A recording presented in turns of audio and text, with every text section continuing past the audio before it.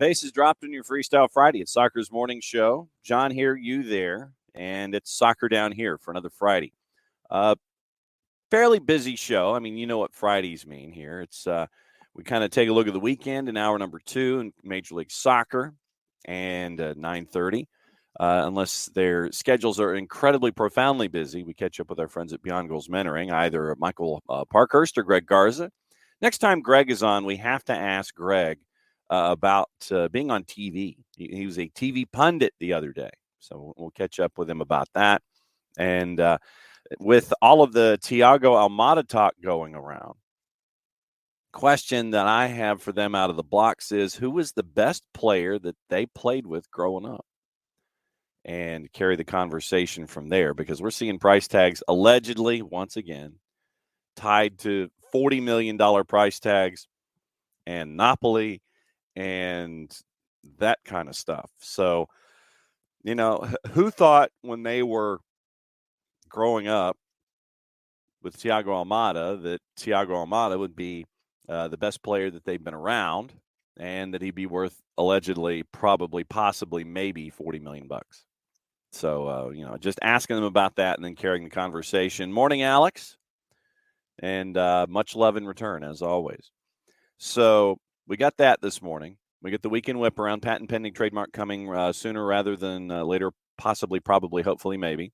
And that'll be in hour number 2, previewing everything in Major League Soccer. And before we go any further, so, of course, what did I do? I left the scarf over there, so I might have to actually break the fourth wall a little bit.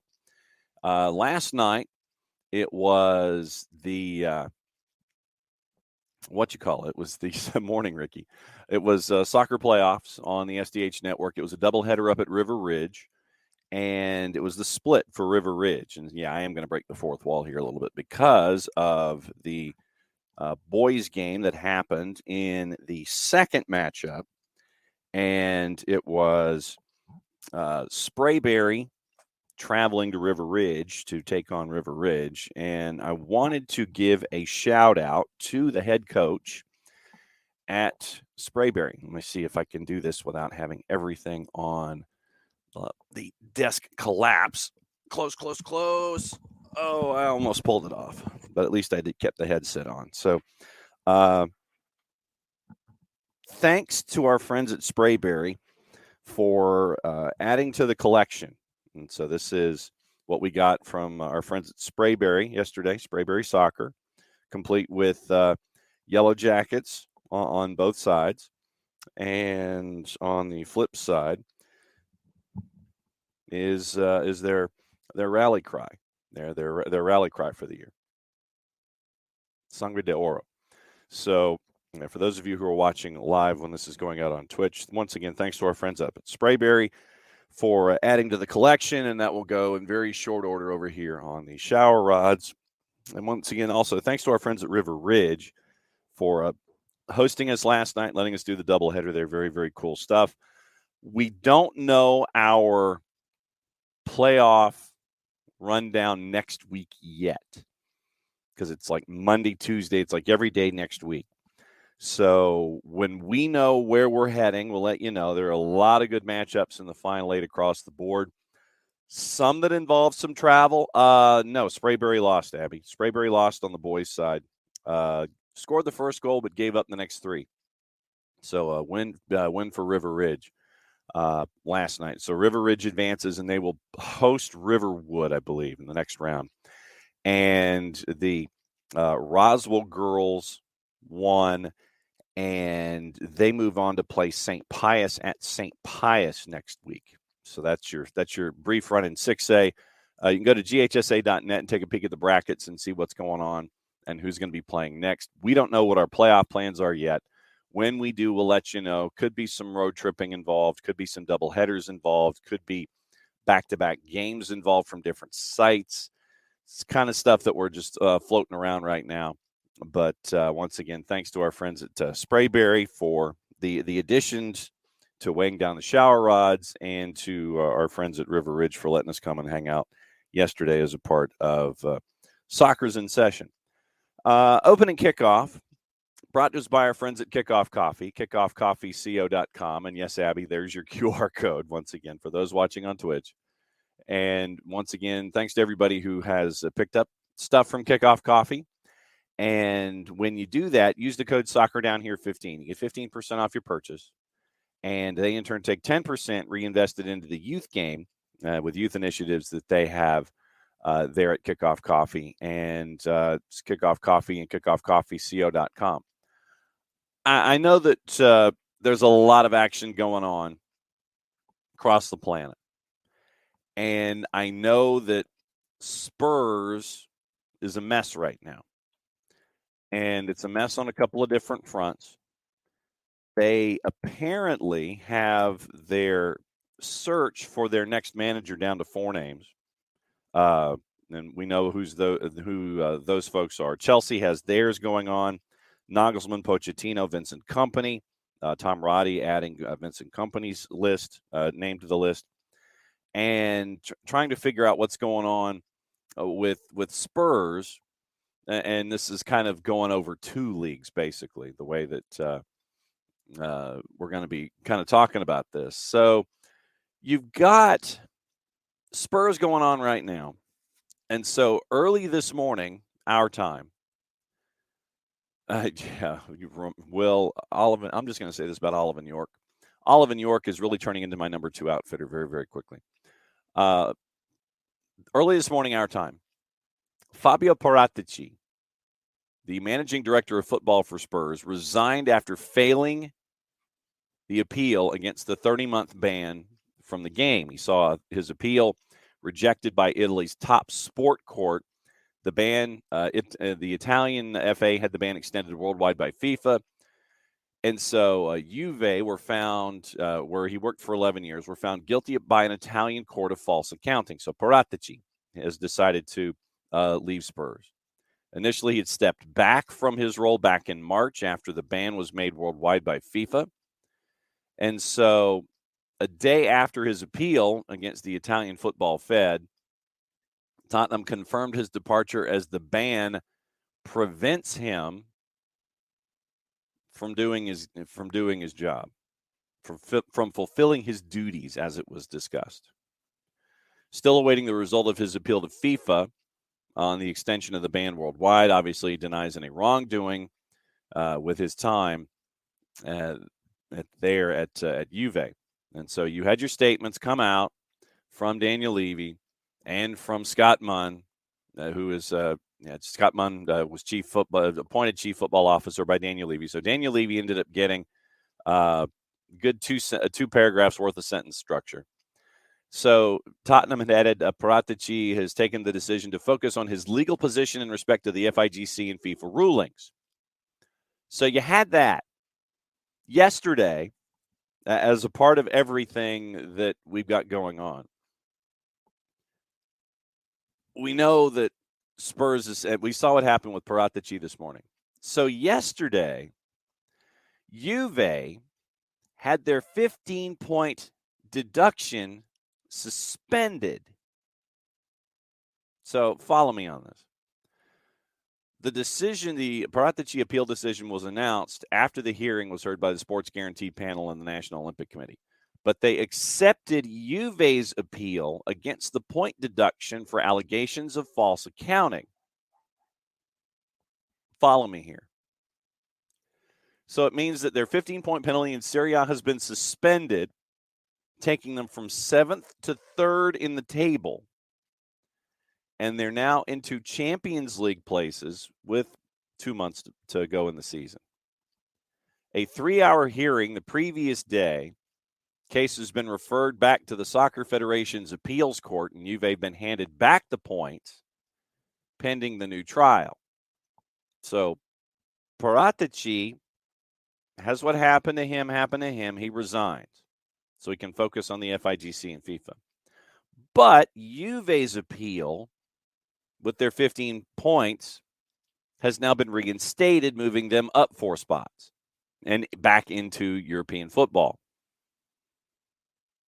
3-hour hearing, case referred back.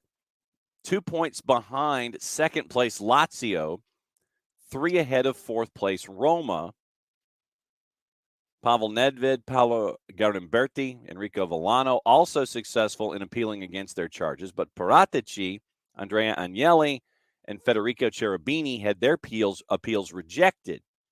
So Juve went 50-50.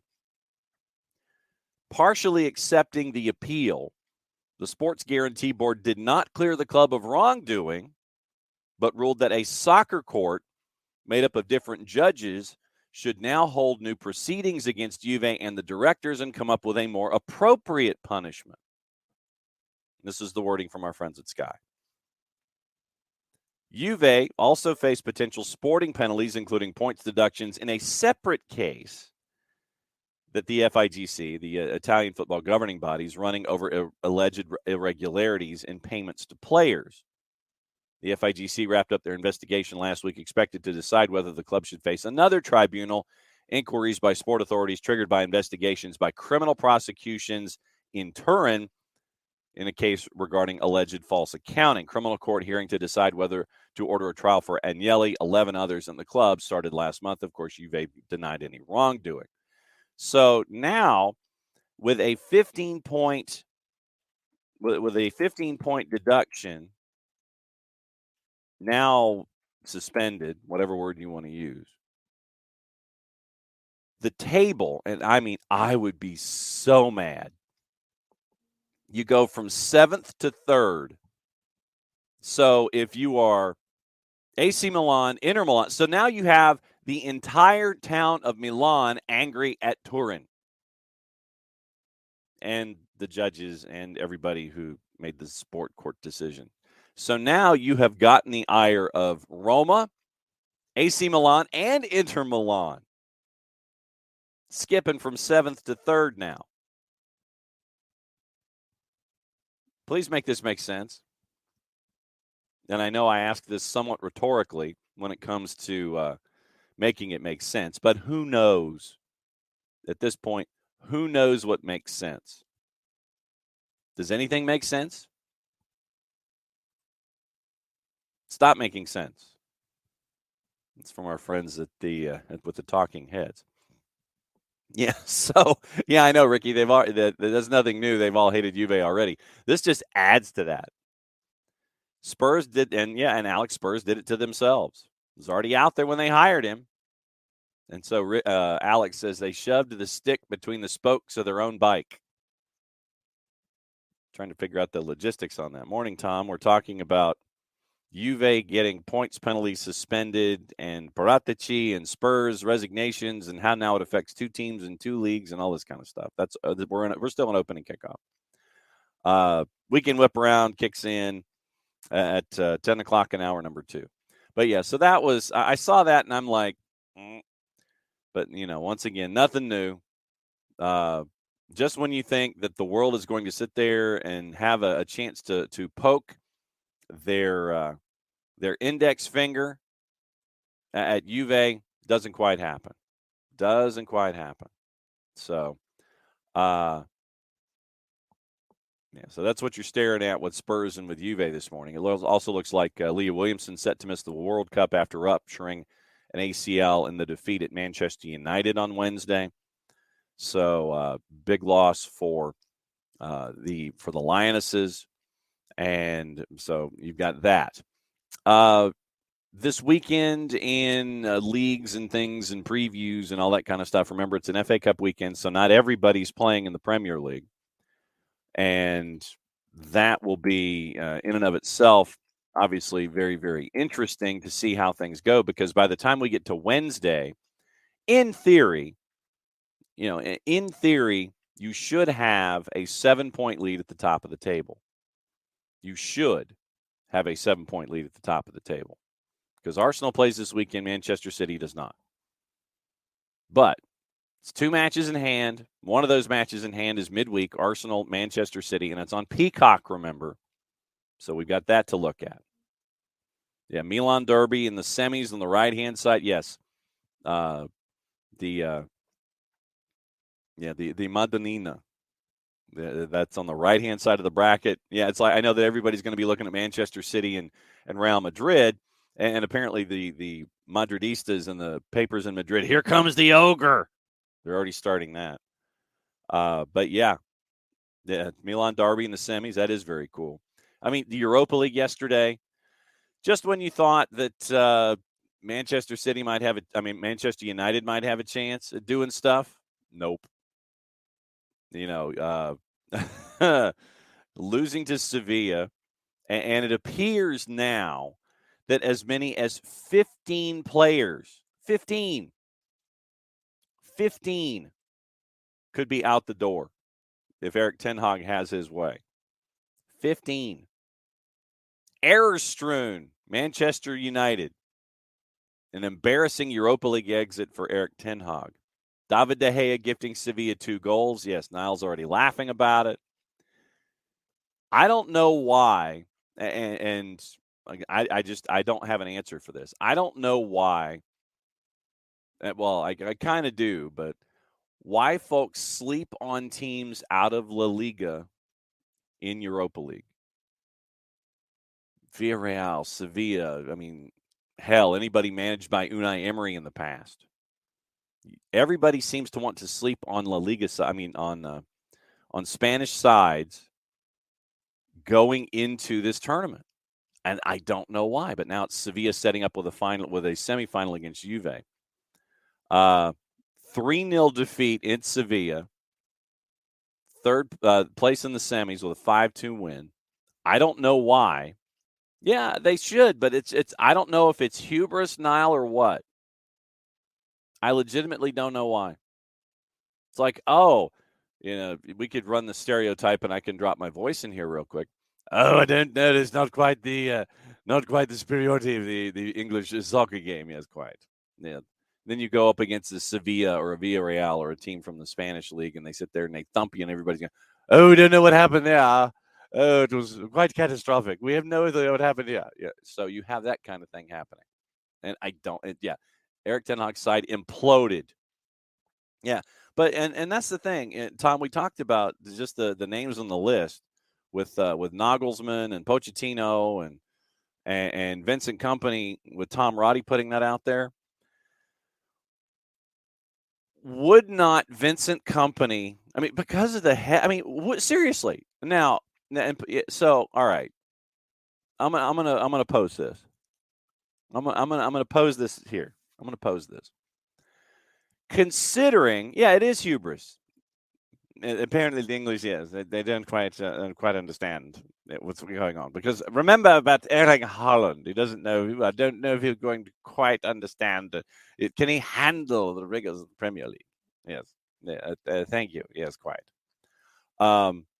If you are a manager in the European theater right now, if you're a manager in the European theater right now, why? I feel like Ross. Why? Why would you take the Chelsea gig? Seriously. Seeing what you've seen dating back through the time of Roman Abramovich, unless you're going to get the Graham Potter checkbook or the contract, the Graham Potter contract handed to you, no cut, you get it all, even when you get sacked in a year and a half. Why would you want to deal with all of that nonsense right now at Chelsea? Michael Head, if you're watching this morning, unless you're out making sure that those of us who golf are making sure that everything is in the fairway, the way that it should be. Why would you take the Chelsea gig right now? I can restore them to their glory. I mean, obviously that's part of it when it comes to a coach and their hubris and all that kind of stuff. But why would you take the Chelsea gig when you've seen where the owners sit there and they tell the manager that they brought in, we know that it's a build. Everything's cool. Do your thing. And then when you get that string of losses across all the competitions, you're mid-table in the Premier League. You're not going to play in European football next year. Then you freak out and you end up firing the guy that you said, yeah, we know it's a build. Why? Why? Why would you accept it? Why? I don't know if I could put up with that kind of headache unless it was one of those no-cut deals where it's like, all right, fine, you're going to pay me. You're going to pay me the contract, right? Yeah, and I mean, and this goes to my larger question, Tom. Vincent Kompany, with what he has established at Burnley, with what he has done, why would you jet Burnley and want to deal with the headaches of Chelsea when odds are you're probably going to be the next manager at Manchester City? If I'm Vincent Kompany, I'm staying at Burnley. I know that might sound weird. I know that Chelsea's going to cut me a massive paycheck and all that kind of stuff. And to Niall's point, wouldn't accept this job under these owners. If they were different owners, maybe. Because what we've seen from them is a lack of patience after they said they were going to be patient. And this is like within the span of a season. This is not, not just, a decision over a prolonged period of time. It is something that basically they snapped their fingers, went full Thanos, and they're just like, dude, we're done. And it leaves you scratching your head. And then the guy, Todd Bowley, goes into the dressing room and apparently yells at the players. I mean, this has such George Steinbrenner vibes attached to it. That's your Google search for today, kids of a certain age. Why would you do something like that? Why would you want to put yourself in that situation? Because no matter what you say, you are going to, it's like, look, in the meetings with Todd Bowley, Egbali, and Weiss, I don't want you in my locker room. Say what you're going to say publicly or say what you say behind closed doors, but you're not going to yell at my players in my locker room.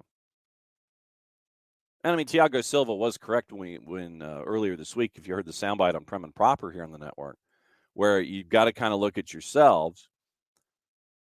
But why would I want to deal with those kinds of headaches with a new owner? Joe Bost, happy 5 Stripe Friday. With everything that they said they were going to be and do, then they turn 180 degrees from that. Why would I want to be a part of that? If I'm Vincent Kompany specifically, I have taken Burnley from the style of play that Sean Dyche had them playing, defense first and maybe score a goal and steal a win here and there to stay afloat, plus the one season where they got into Europe and it almost cost them. You go from that to a style from what you've learned from the managers that you have played for. You've applied it, and you're now heading back to the Premier League. You clinched that with 7 matches to go. That's how dominant you were in the championship with the style of play that you instituted. Vincent Kompany, for me, is heading back to Manchester City at some point. I think Pep Guardiola has said as much. So why would I, if I had the choice, where I know what the expectation is, I know that the owners aren't diving into the pile, why would I take that gig? And we have somebody in the queue who's having his coffee, because he's had a busy couple days. I let him take the sip of the coffee. He's had a busy couple days. And we're going to ask him about that. We're going to ask him about managers. We're going to ask him about meddling owners. We're going to ask him about mentorships. There's a lot of stuff to ask this guy who's coming up in short order. And I'm going to test technology and see if I don't screw things up. So here we go. 9:30 on Friday morning means one thing.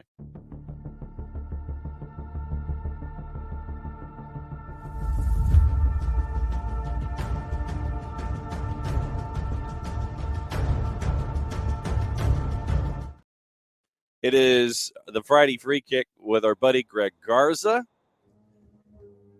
as he tips his hat to us. TV star Greg Garza. Oh, man. TV star Greg Garza. I have to start with that, sir. How did that phone call happen where they knocked on your door and they're like, dude, we want you to be a part of our broadcast team? How did this go down? I feel like I think I might be one of those like last resort guys to where they call me like 2 days before and be like, hey, we weren't able to get anybody that we wanted to. Are you able to fly down in 2 days? And usually it doesn't work because my schedule has been, very busy, which is great, obviously. But I think it was a special opportunity and a unique one. And I've been asked before to do other things, but I guess I love being a part of the game in whatever way possible, and sometimes sharing opinions and sharing details and insight from whatever piece of the game that we played is always fun. But it was a very busy couple of days. Those guys are absolute movie stars, right? They're like actors. They're traveling one day. They left that scene and then went to another scene, and it's just like, holy moly, man! It's a lot of time and work put in, but an awesome and fun experience. So then let me ask you this. Now that you've been a part of a television presentation and you've been a pundit, what part of that experience can you take with you to talk to your mentees about going outside of your comfort zone, being a part of something like that? What can you carry with you from that moment there at the Snake Pit in Glendale that you can carry forward with you? Yeah, I think one of the coolest things that you talk about, especially even with players, is the best thing that you gain when you play at certain levels is experience, right? And you look at Caleb Wiley for example, right? He's thrown into the mix at the very last minute of the game, but what does that give him? It gives him a game under his belt. It gives him experience, and that's what you need in everything in life.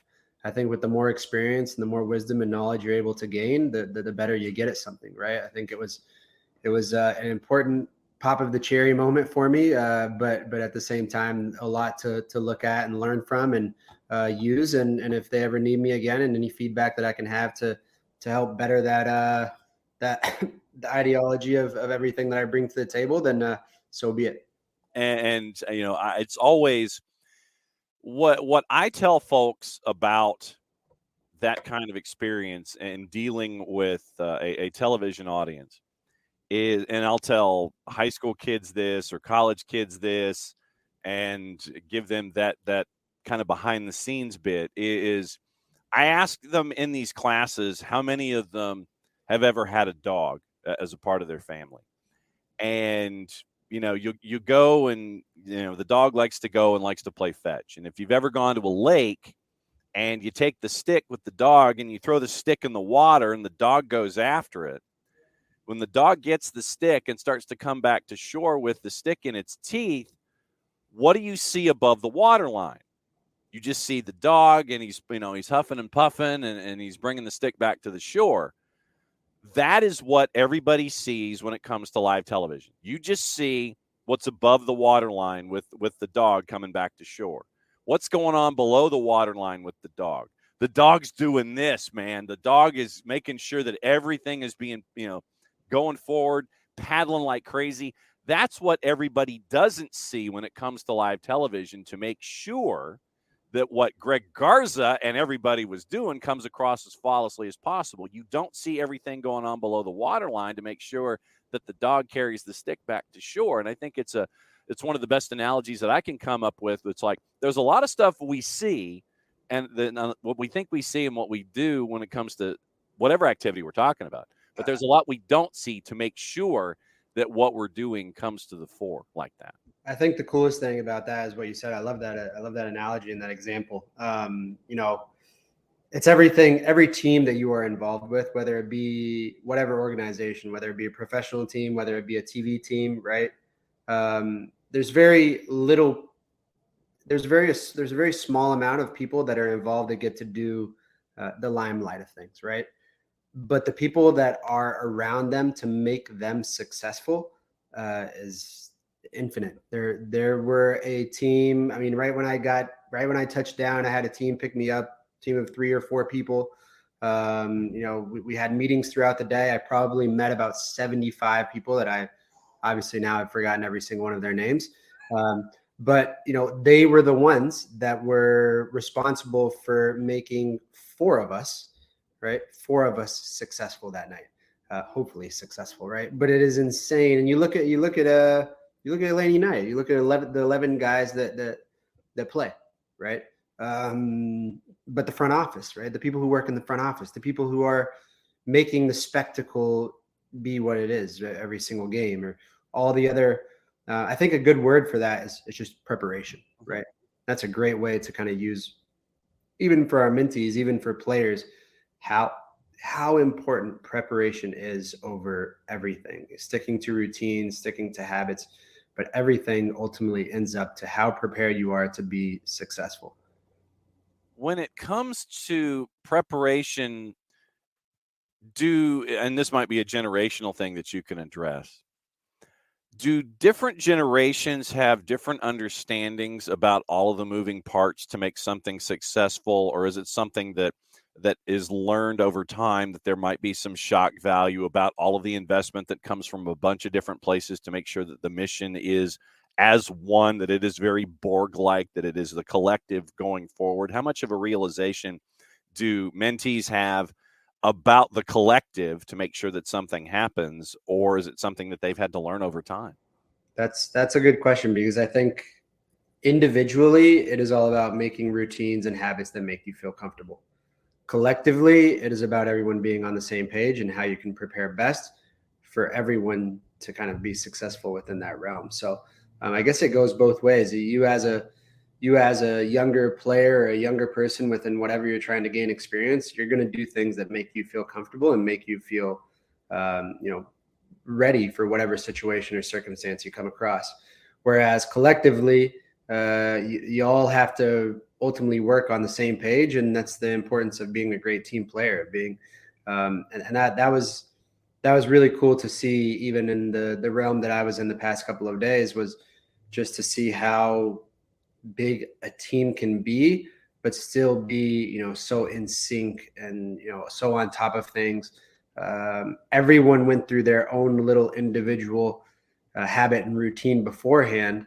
But when it was showtime and the switches were turned on, it takes so many people to make it happen and to make it successful. Well, and at the same time, I think that it comes down to trust, because if you, in a TV sense or in a media sense, you're there in Glendale, and it is the innate trust of the individuals that are a part of one aspect of a broadcast, one aspect of a team, that you trust that person next to you is going to put in the preparation. They're going to put in the work. They're going to put in the effort to make sure that they are as ready as the other individuals around them in whatever sphere we're talking about, whether it's on air, behind the scenes, whether it's all the camera folks, everybody in the truck. It's that element of trust that's there, that I'm going to give you 100%. I'm going to invest all of my time, efforts, and everything between the ears to make sure that everything goes well. I'm going to trust that you, off to my left, off to my right, in front of me, and behind me, are going to do the same things. And I think that that's something that you've got to learn over time. And there's also a level of comfort that you have to sit there and just understand. It's like, all right, I'm going to go into this situation knowing that everyone around me is going to have this kind of prep. I mean, trust is a big thing too, whether it's, work or mentees or what have you. With whatever team you play for or whatever team you're on, all it takes is just one bad apple to make everything go sour, right? And I think you look at that and you realize, okay, everybody has to be on the positivity train. Everybody has to be on the uplifting train, especially within the environment that I was in the past couple of days. Anyone's negativity can result to disaster. And I've been on teams before to where that has happened, and I've been on teams before where you're able to work through those hiccups, because I think that's That's what's so cool about even being within the last couple of days on stage and within that environment that I was in, is that you have to go in. It's just like you tell every mentee, you have to go in expected with already these expectations that mistakes are going to be made, whether it's yourself, whether it's everyone around you. But it's not necessarily, what happens after, during those mistakes. It's how you react after, and how everybody else reacts along with you can really determine the success rate within each and every team and environment.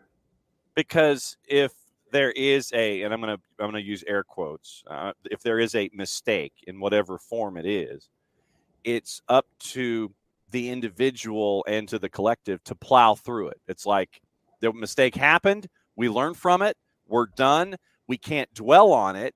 It's time to, if you misidentify a player, you misidentify a play, when you're talking about something, you're staring at a highlight and you get it wrong. But the thing is that you can't get wrapped up in it, because then your brain locks up, you lock up, and nothing is going forward. It's about just basic perseverance in these elements, learning from it almost instantaneously, and putting it to the side and going, okay, I just have to push through this and learn from it here. Most definitely. There were a lot of moments to where I even had those to where right after I spoke, you just thought to yourself, okay, what did I do wrong there? And within the next 5 seconds, when they ask me again, how can I correct it? You're on the spot in a much, and I think that for me, one thing that I can say is going through, and I always mention this to so many kids, is you just have to, you have to practice. You have to practice and practice and practice, and everything that you want to get better at. It doesn't make perfect, but it does make improvements. And I just think back to being in residency or with the national team and going through so many different workshops on how to speak during an interview, or how to answer certain questions, and how to use that positivity even when there's a negative realm around the game or whatever it may be. I think those trainings as a kid helped me so much in regards to being put in those situations and learning with that experience as well. I know that there are folks that want to kind of talk about Atlanta United a little bit. Into it. All right. Well, what happens at the end of matches? You've got a lead, then 30 seconds to go. There's an equalizer, and 3 points turn into one when you had control of a match north of the border. Jason Nix, is there anything that you see in Atlanta United that leads to some of the end of half and end of match lapses, or is it simply focus? That's a hard one to answer, because everybody's gonna pinpoint the concentration and the focus. But I mean, within the MLS, anything can happen. I think you look at so many different things that can happen, especially within the game, within the end of the games. If I were to look at the Toronto game, there was a lot of momentum built up for that goal, right? There was a lot of momentum that was building up within Toronto's favor for that goal to happen. Whereas you look at the US-Mexico game, right?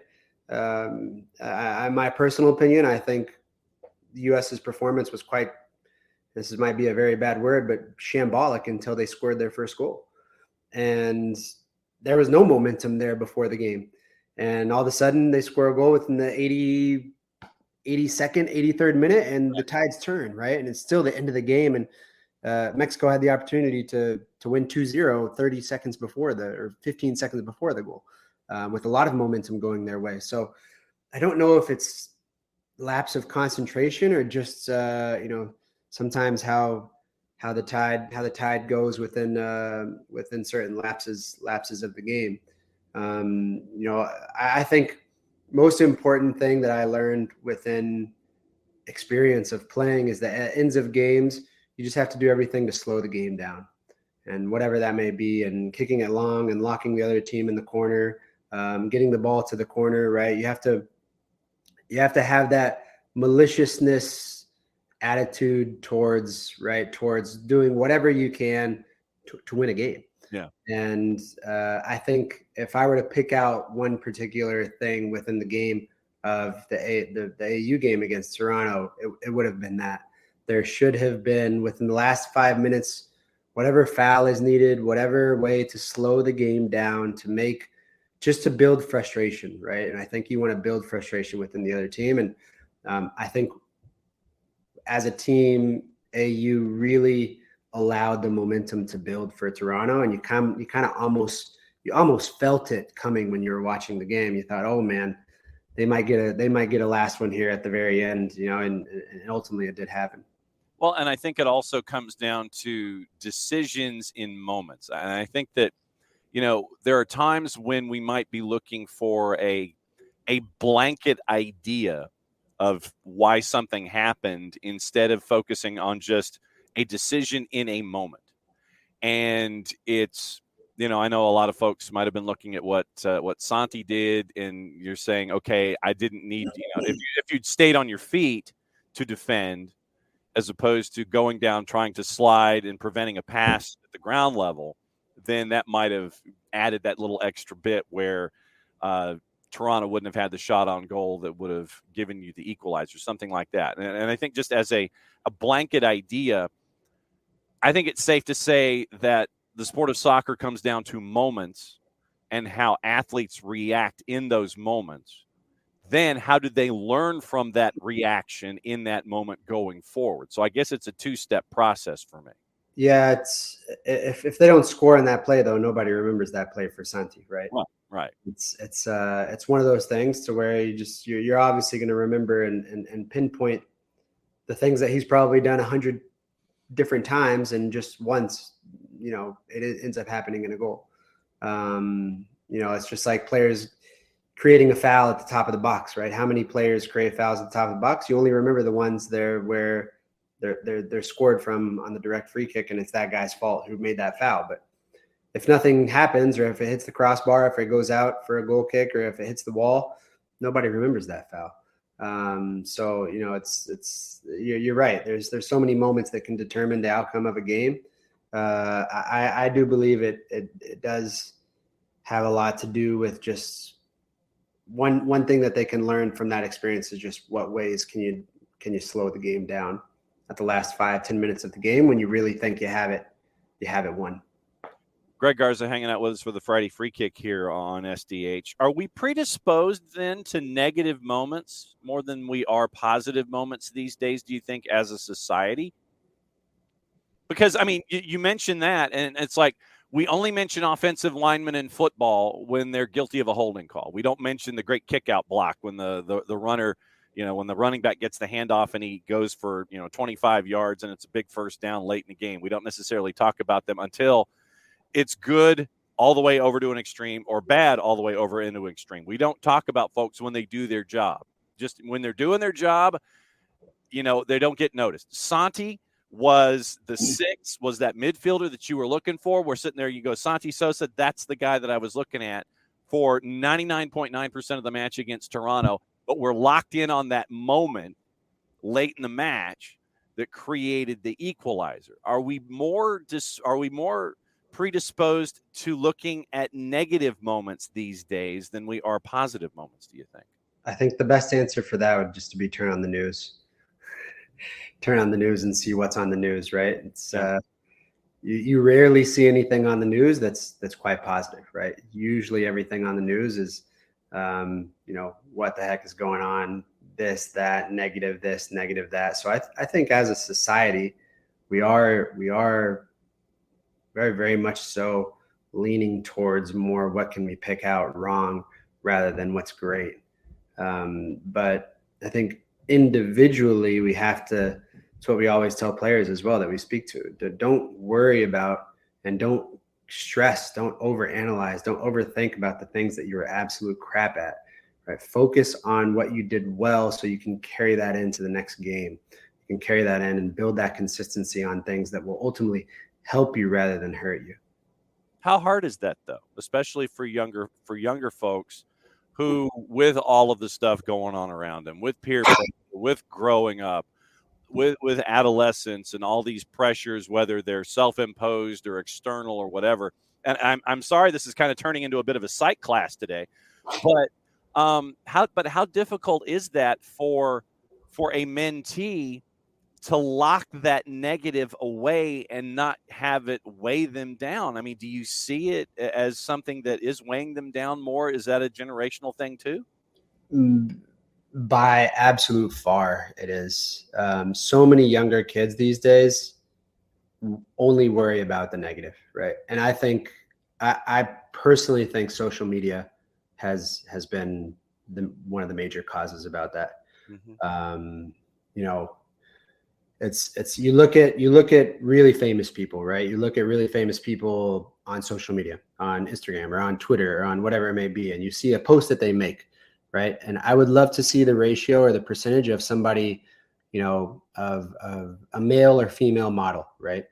Of what's the ratio of how many people are picking out negative things about that person rather than positive things. And I bet you it's quite close.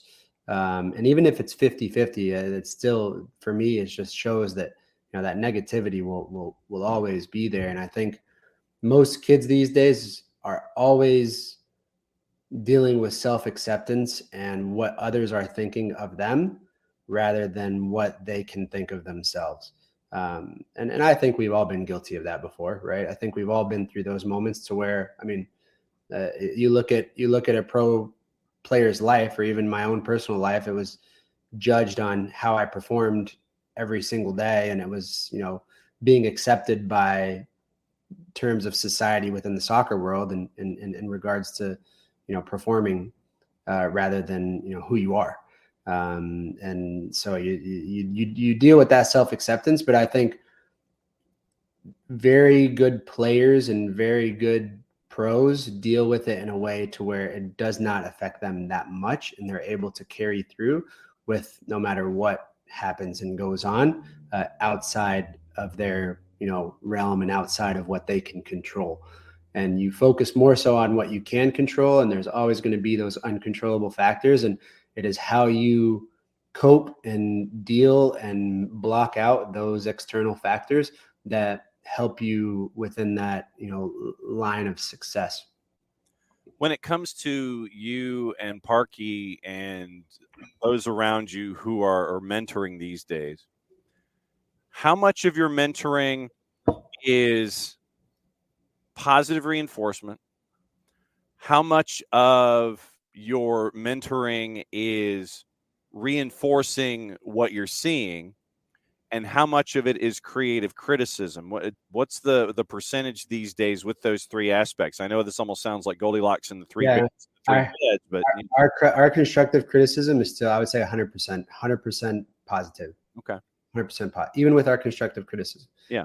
I can give you an example of a kid I watched from New York the other day. Really good player, went on trial at MLS clubs recently. And I watched maybe 3 or 4 of his games, and really good player. But I could notice that there had to be a little bit more of him, right? And in my eyes. And he didn't know we were going to talk about that, but I showed him clips into where I would just ask in the constructive criticism, I'd ask, how many times did you do this in a game? Or how many times did you perform this in a game? And the answer in his mind would be very, very little, very little, very little. Whereas you kind of see after a while, you kind of get this common denominator of, at least he starts to notice, and you show him then that positive, right? Like you said, those reinforcements of the kid goes, holy moly, actually, you know what? I'm actually really good at doing this, but I'm doing it so little. I need to do it more. And then that's the moment to where the kid, usually kind of smiles and is like, wow, I hopefully just figured this out. Right. And that's where, for me, it's so gratifying. It's so cool to see within the next games that I watch him play.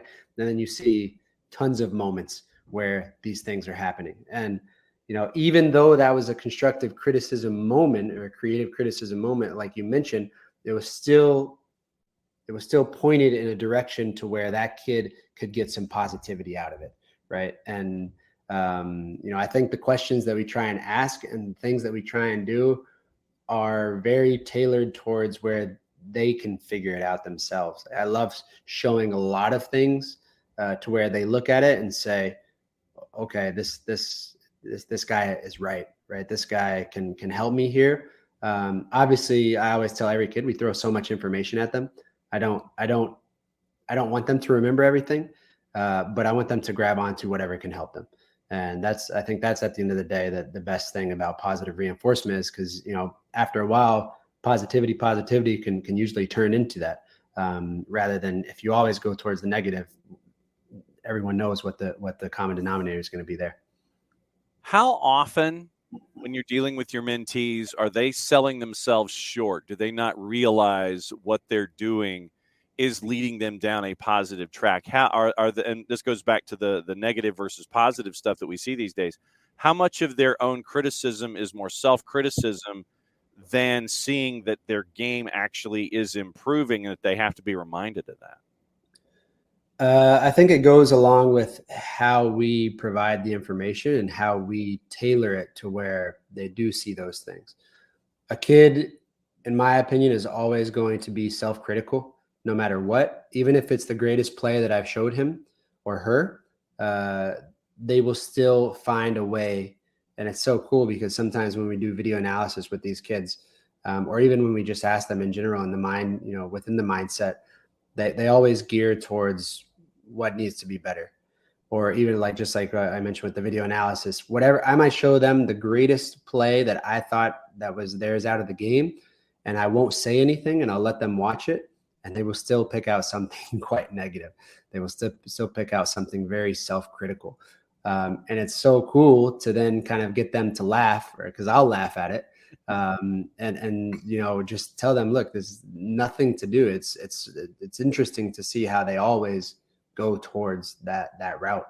And I think after a while, you start to notice whenever you start to show more plays that they start to realize, oh, okay, this was actually a great play, right? But I would say the majority of the time, initially, most kids within the first session or second session, if we do video analysis, they gear more towards the negative and self-criticism rather than understanding the positive and the good things that they did. And after a while, they realize the importance of that positivity.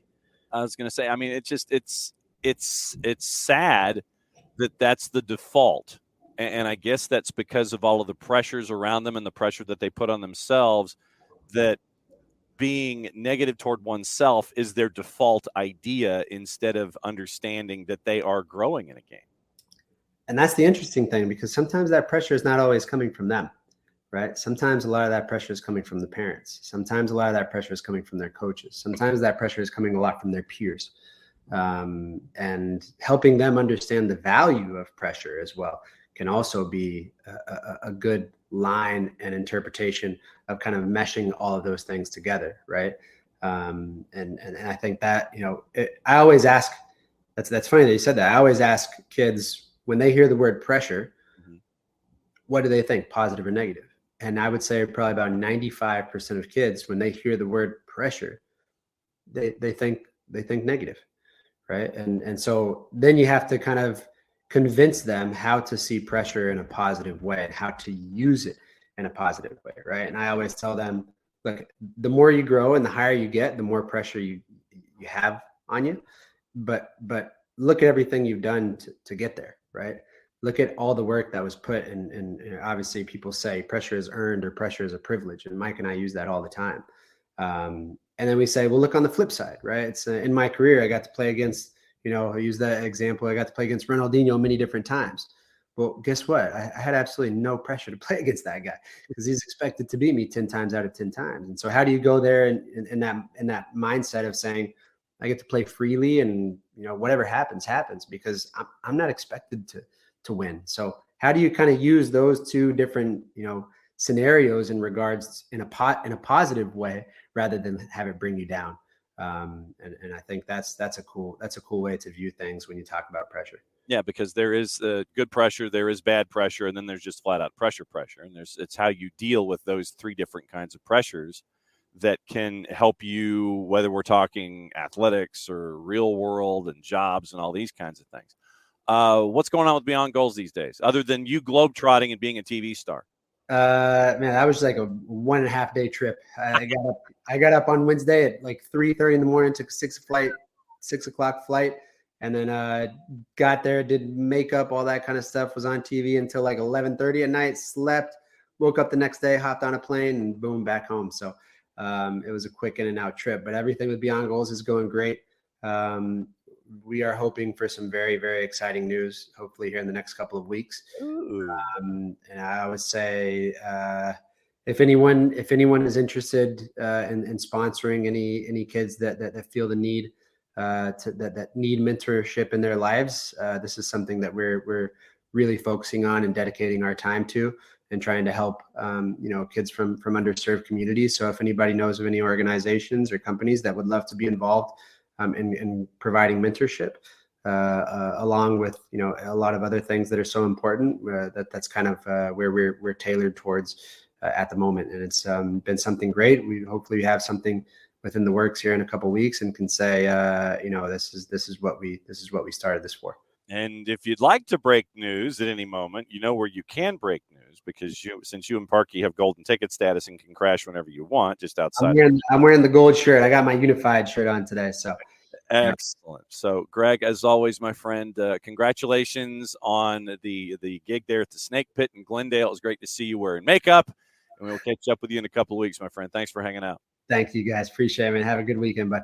All right, Greg Garza, Beyond Goals Mentoring. Thanks for hanging out. And yes, Sharif, to your point, I know a lot of folks, Ozzy getting back into training and things like that. But no, and I think that before we saw the knee injury with Ozzy Alonso, unfortunately, it was because of the injury to Santi Sosa that he had to be starting. But the initial plan was to have his experience come in. You're playing 20 or 30 minutes, closing the door, that kind of stuff. And so when Ozzy gets the full song, it would be definitely very, very interesting. I have not seen any update on Gigi riding a bicycle, obviously day to day, but the it's not an activity report, but it's the availability report. Should be coming out later today, and we'll know what the availabilities are for folks. But yeah, when Ozzy comes back, the notion of him coming in the last 20 or 30 minutes, slamming a door, and reminding folks that that they're not allowed to cross his street with him as the crossing guard. It's going to be really fun to see. Really anticipating the return of Ozzy Alonso when that happens, and seeing how he can integrate with what's going on coming in late in games. You make the call to the bullpen, you bring in Ozzy Alonso. That should be really fun. No update on Gigi as of yet. Like I said, the availability report comes out later today, and we will know what who's available and to what extent, who's dinged up, and what it's going to look like going up against Chicago. We'll have our preview of Chicago Fire and Atlanta United Atlanta United coming up later on in this hour, because this is Weekend Whiparound hour. Also, remember, the days are flipped. Since Atlanta United is playing Sunday afternoon, 4:55. So that means that Atlanta United 2. So instead of watching Atlanta United being at Mercedes-Benz Stadium, you can go to the Fraction and watch Atlanta United 2, Chicago Fire 2 in Kennesaw, 7:30 start there. And you can catch the audio with Jason and myself on the SDH network. But yes, you can go 7:30 Saturday night. You can go to Kennesaw, catch the 2s in Chicago Fire 2 before going and turning around and going to MBS on Sunday afternoon and catching Atlanta and Chicago Fire. And yes, so aren't we all? As Tom says, Doug said in midweek that Gigi's day to day. We all are day to day. So keep that in mind. Yes, not going to push it, but no, you don't, and that's the last thing you want to do. You just want to sit there and you want to figure out what his work rate is, what his availability is. Can he give you 60? What are we hunting for with that? So just keep an eye on the availability report. That should be out later this afternoon. and we will keep an eye on everything going on with Atlanta United as Chicago comes to town. The juice boxes in this one, they are fairly one-sided because, once again, we always like to talk about how difficult it is to win on the road.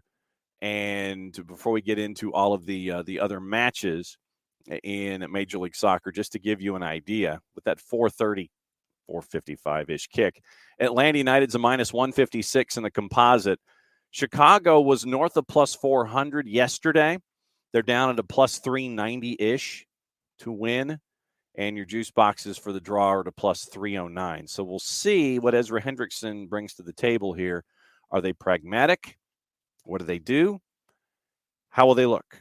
Those are the questions coming up when it comes to Atlanta and Chicago, and we'll talk about that one later on here in the hour. So before we get into Weekend Whiparound, it means it's time to cut a promo.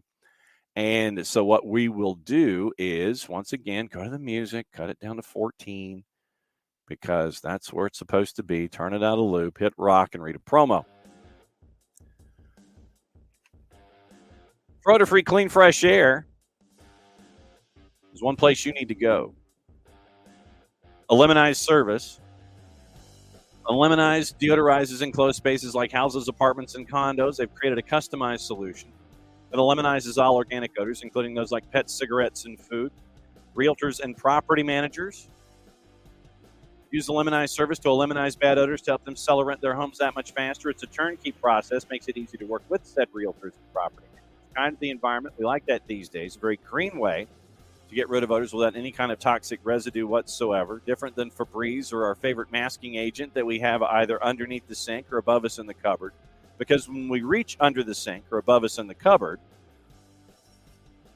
you spray the masking agent in the air. There's a reason they call it a masking agent. It's because it masks the odor. It doesn't attack the problem all the way down to the molecule like our friends at Lemonize do with their proven scientific formula. Pricing very, very easy, either by the cubic foot or parts per million, to come up with a price that's affordable for you, offering results in 24 hours or less. If you have any questions, frequently asked or otherwise, one place you need to go, it's the website. This is when I grab my pen.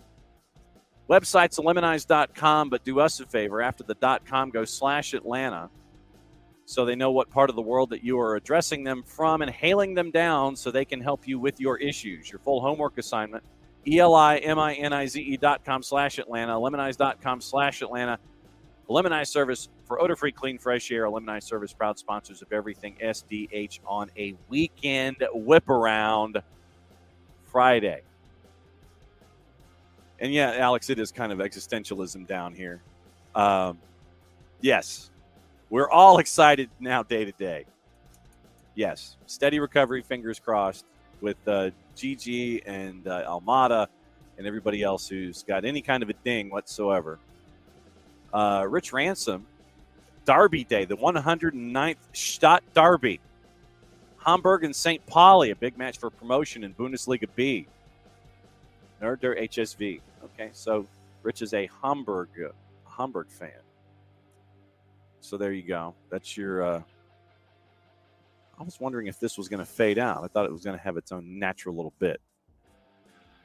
Well, that is a long song. It was longer than I thought it was going to be. But, yeah, so that's your promo, and this is now time for the Weekend Whiparound. And I will say that as someone who was in the industry at the same time that the Big Show is in the industry, anytime I can pull a one-liner from the Big Show, like, somebody's day-to-day, aren't we all? I will pull that one-liner and continue to use it. So that's a hat tip to the Big Show over at the 4-letter. Time for the Weekend Whiparound. Patent pending, trademark coming, hopefully sooner rather than later when it comes to all of the matches coming up this weekend in Major League Soccer. We'll go through fun facts. We'll go through all the stuff, and we'll go through all the news and notes that you need, juice boxes and all of that to keep everything in mind as we get you ready for action going on in Major League Soccer. Charlotte and Columbus will start things off. We got a lot of matches in the East Coast, a lot of 7:30s on your Saturday. Charlotte and Columbus is going to lead us off. Your juice boxes for Charlotte and Columbus. Charlotte's a plus 141. Your draw's a plus 245. Crew, get this. Crew are a plus 183 in the composite, courtesy of our friends at Odds Portal. 739 kick, 1-4-3 versus 4-2-2. Fun facts. Both meetings between Charlotte and Columbus last season ended in draws. Crew went ahead in both, scoring first at the Death Star in June before Charlotte overcame a 2-0 Crew lead to draw 2-2 at B of A. You got your Shinya Shimmy in both matches, as Andre Shinyashiki scored in both. Charlotte avoided defeat in 4 of their last 5, drawing 3, including both home matches in that time. If Charlotte should avoid defeat against the Crew, marks the first time in club history that it's lost only once in a span of 6 matches.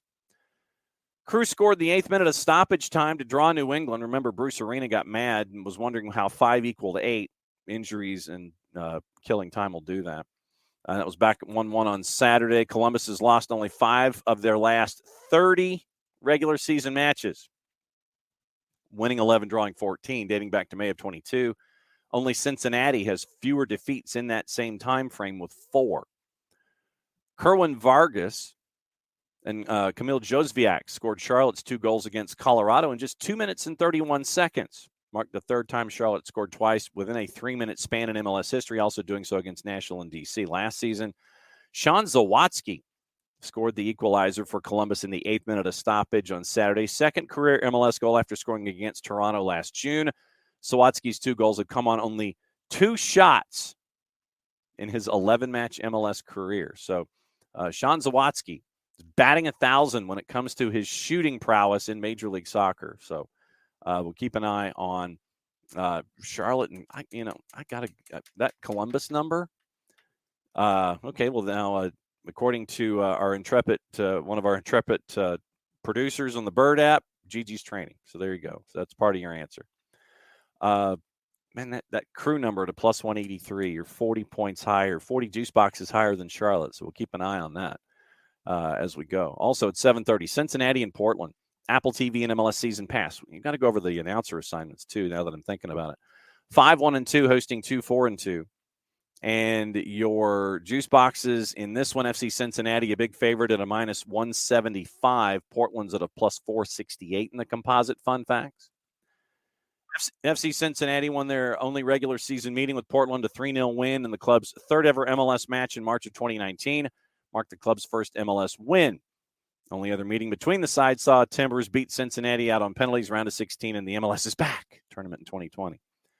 FC Cincinnati returns home after a 5-1 loss at St. Louis on Saturday, where it's won 4 straight for the first time in club history, all by 1-goal margins. Cincinnati suffered 1 defeat in their last 15 home matches, winning 8, drawing 6, dating back to last June. Timbers winless in their last 6 road matches against Eastern Conference opposition, losing 4 of them. Portland's last road win against an Eastern foe came almost 4 years ago, 1-0 at NYCFC in July of 2019. FC Cincinnati's loss to St. Louis City on Saturday was the 10th time the club's allowed at least 5 goals in an MLS match, more than any other team since they joined back in 2019. First time Cincinnati allowed 5 goals in a match since the opening match of the 22 season at Austin, however. Portland, down 1-0, beat Seattle 4-1, scoring 4 times between the 71st and the 89th. The 18-minute gap between those goals, the fastest Portland has ever scored 4 goals in the club's MLS history. We welcome in Jared Smith. What say you, Jared Smith? Who are we complaining about? Cincinnati and Portland. Zombie Timbers at Cincinnati. I don't think we can call them Zombie Timbers anymore after what they just did. I mean, Zombie Timbers in the sense that they're stronger after they were dead? Sure, why not? Zombie Timbers-ish. Give me Cincinnati, though. It's just style. I mean, styles make fights, man. Mm-hmm. Give me Cincinnati in this, but yeah, maybe Portland's not as dead as we thought they were. It's amazing what happens when you get folks back out from being healthy, you know? And sometimes you just need a rivalry game to get yourself back, to get right. And it seems like that's what they got, because they rolled in and then proceeded to just maul everyone. Yes. In Seattle. So give me Cincinnati, but Portland's not as Portland is only mostly dead. Yes, extremely sleepy. Yeah, they are only mostly dead. Not all the way dead. Yes, it's important. Yes, it is. Those distinctions, especially in a very Monty Python-esque manner, can help you out when it comes to. It's more of Princess Bride, but yes. or Fletch. Dead or extremely sleepy, one of the two. Yeah. Fletch or Fletch lives? Fletch. No, Fletch. Fletch. Although I don't have the courage to see the John Hamm one that came out last year. I don't know if I have the courage to see that one. I don't know. You should have just left the franchise alone after the first movie. Although I did have a treatise prepared for a modern day sequel that would have involved a lot of the major players. So, it actually started with a game of one-on-one in a backyard of a well-established house. And all you see are, hands, feet, dribbling, that kind of thing. And it eventually widens out to a shot at a very calm back porch where Dana Wheeler Nicholson is pleased with what she is watching. And it turns out, it is Erwin M. Fletcher and Erwin M. Fletcher's son playing a game of one-on-one. Okay. In the backyard. Fletch is wearing his Laker jersey, and his son, Ben Affleck, is in a Clippers jersey. And so they're going at it in the backyard. There's a phone call that there has been a murder at whatever Staples is referred to as. And there are ties to the Fletcher family, and the family has to get together and figure out why the Fletcher family has been tied and is front and center to this murder that happened in front of Phil Jackson at Staples Center. So, and that's where they get to solve the case. So that was just the premise for starting at a Fletch sequel. So that was how it was. But that's your short version. And that kills time because I don't know how much of us really want to talk about Montreal and Red Bulls, considering that Montreal is a plus 218 at home. Red Bulls are a plus 129 favored on the road, and your draw is a plus 230. Exactly. Hey, Red Bulls just because Montreal's that bad. Yeah. And I don't know how you fix Montreal, honestly. Get rid of Joey Saputo? Hard to do that. I'm saying. It's hard to tell the owner to kick rocks, isn't it? Yeah, considering he's the owner. So what do you do? Yeah, I know. Exactly. I ask because I honestly don't know the answer. No, and I don't either. That's the thing. Is that it's all something that you can't quite figure out. And we got into this yesterday, and we got into it with Nico Moreno on Thursdays with Nico. Is Losada number one on the hot seat, regardless of everything going on around us in Major League Soccer right now? Can I just... Vanny Vermes, Losada, and according to Jessica Charman, who'll be sitting in with Jason Davis on the United States of Soccer, Latanzio are your Fab Four right now. And I'm fascinated by that.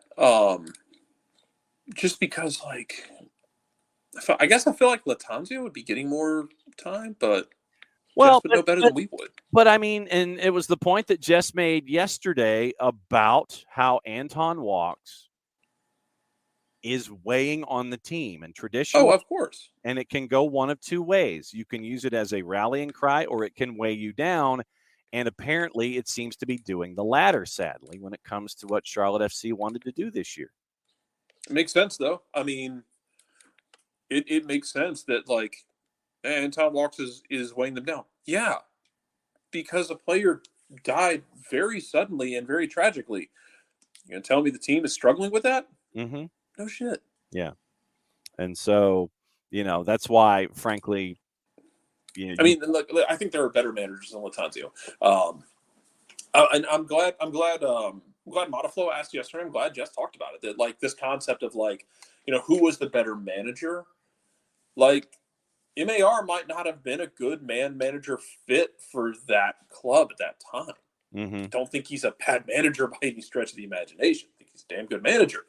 He just might not have been that right fit. And Latanzio might be a better manager for that group.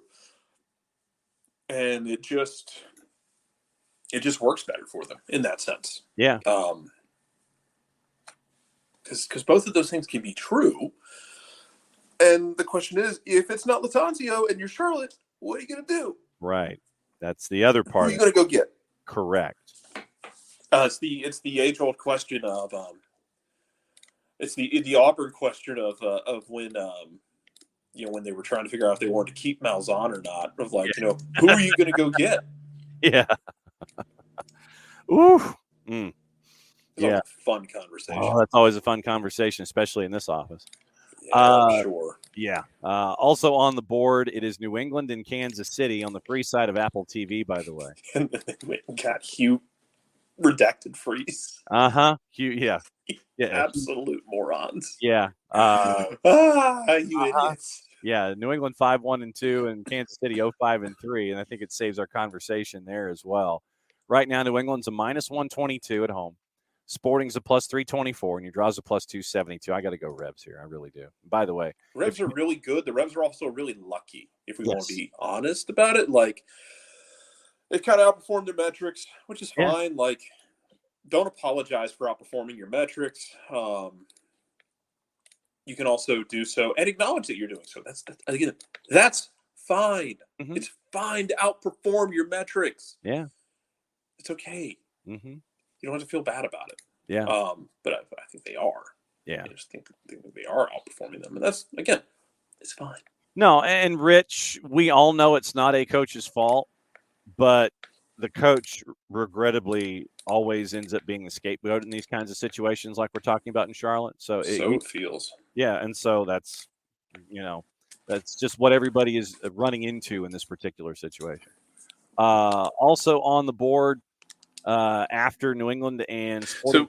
So, and to Rich's point, like, I don't think it's the coach's fault. What I do think is the coach's fault is that he has, like, galaxy-brained the attack in Charlotte. Yeah. Like, Karol Swiderski was a damn good second forward.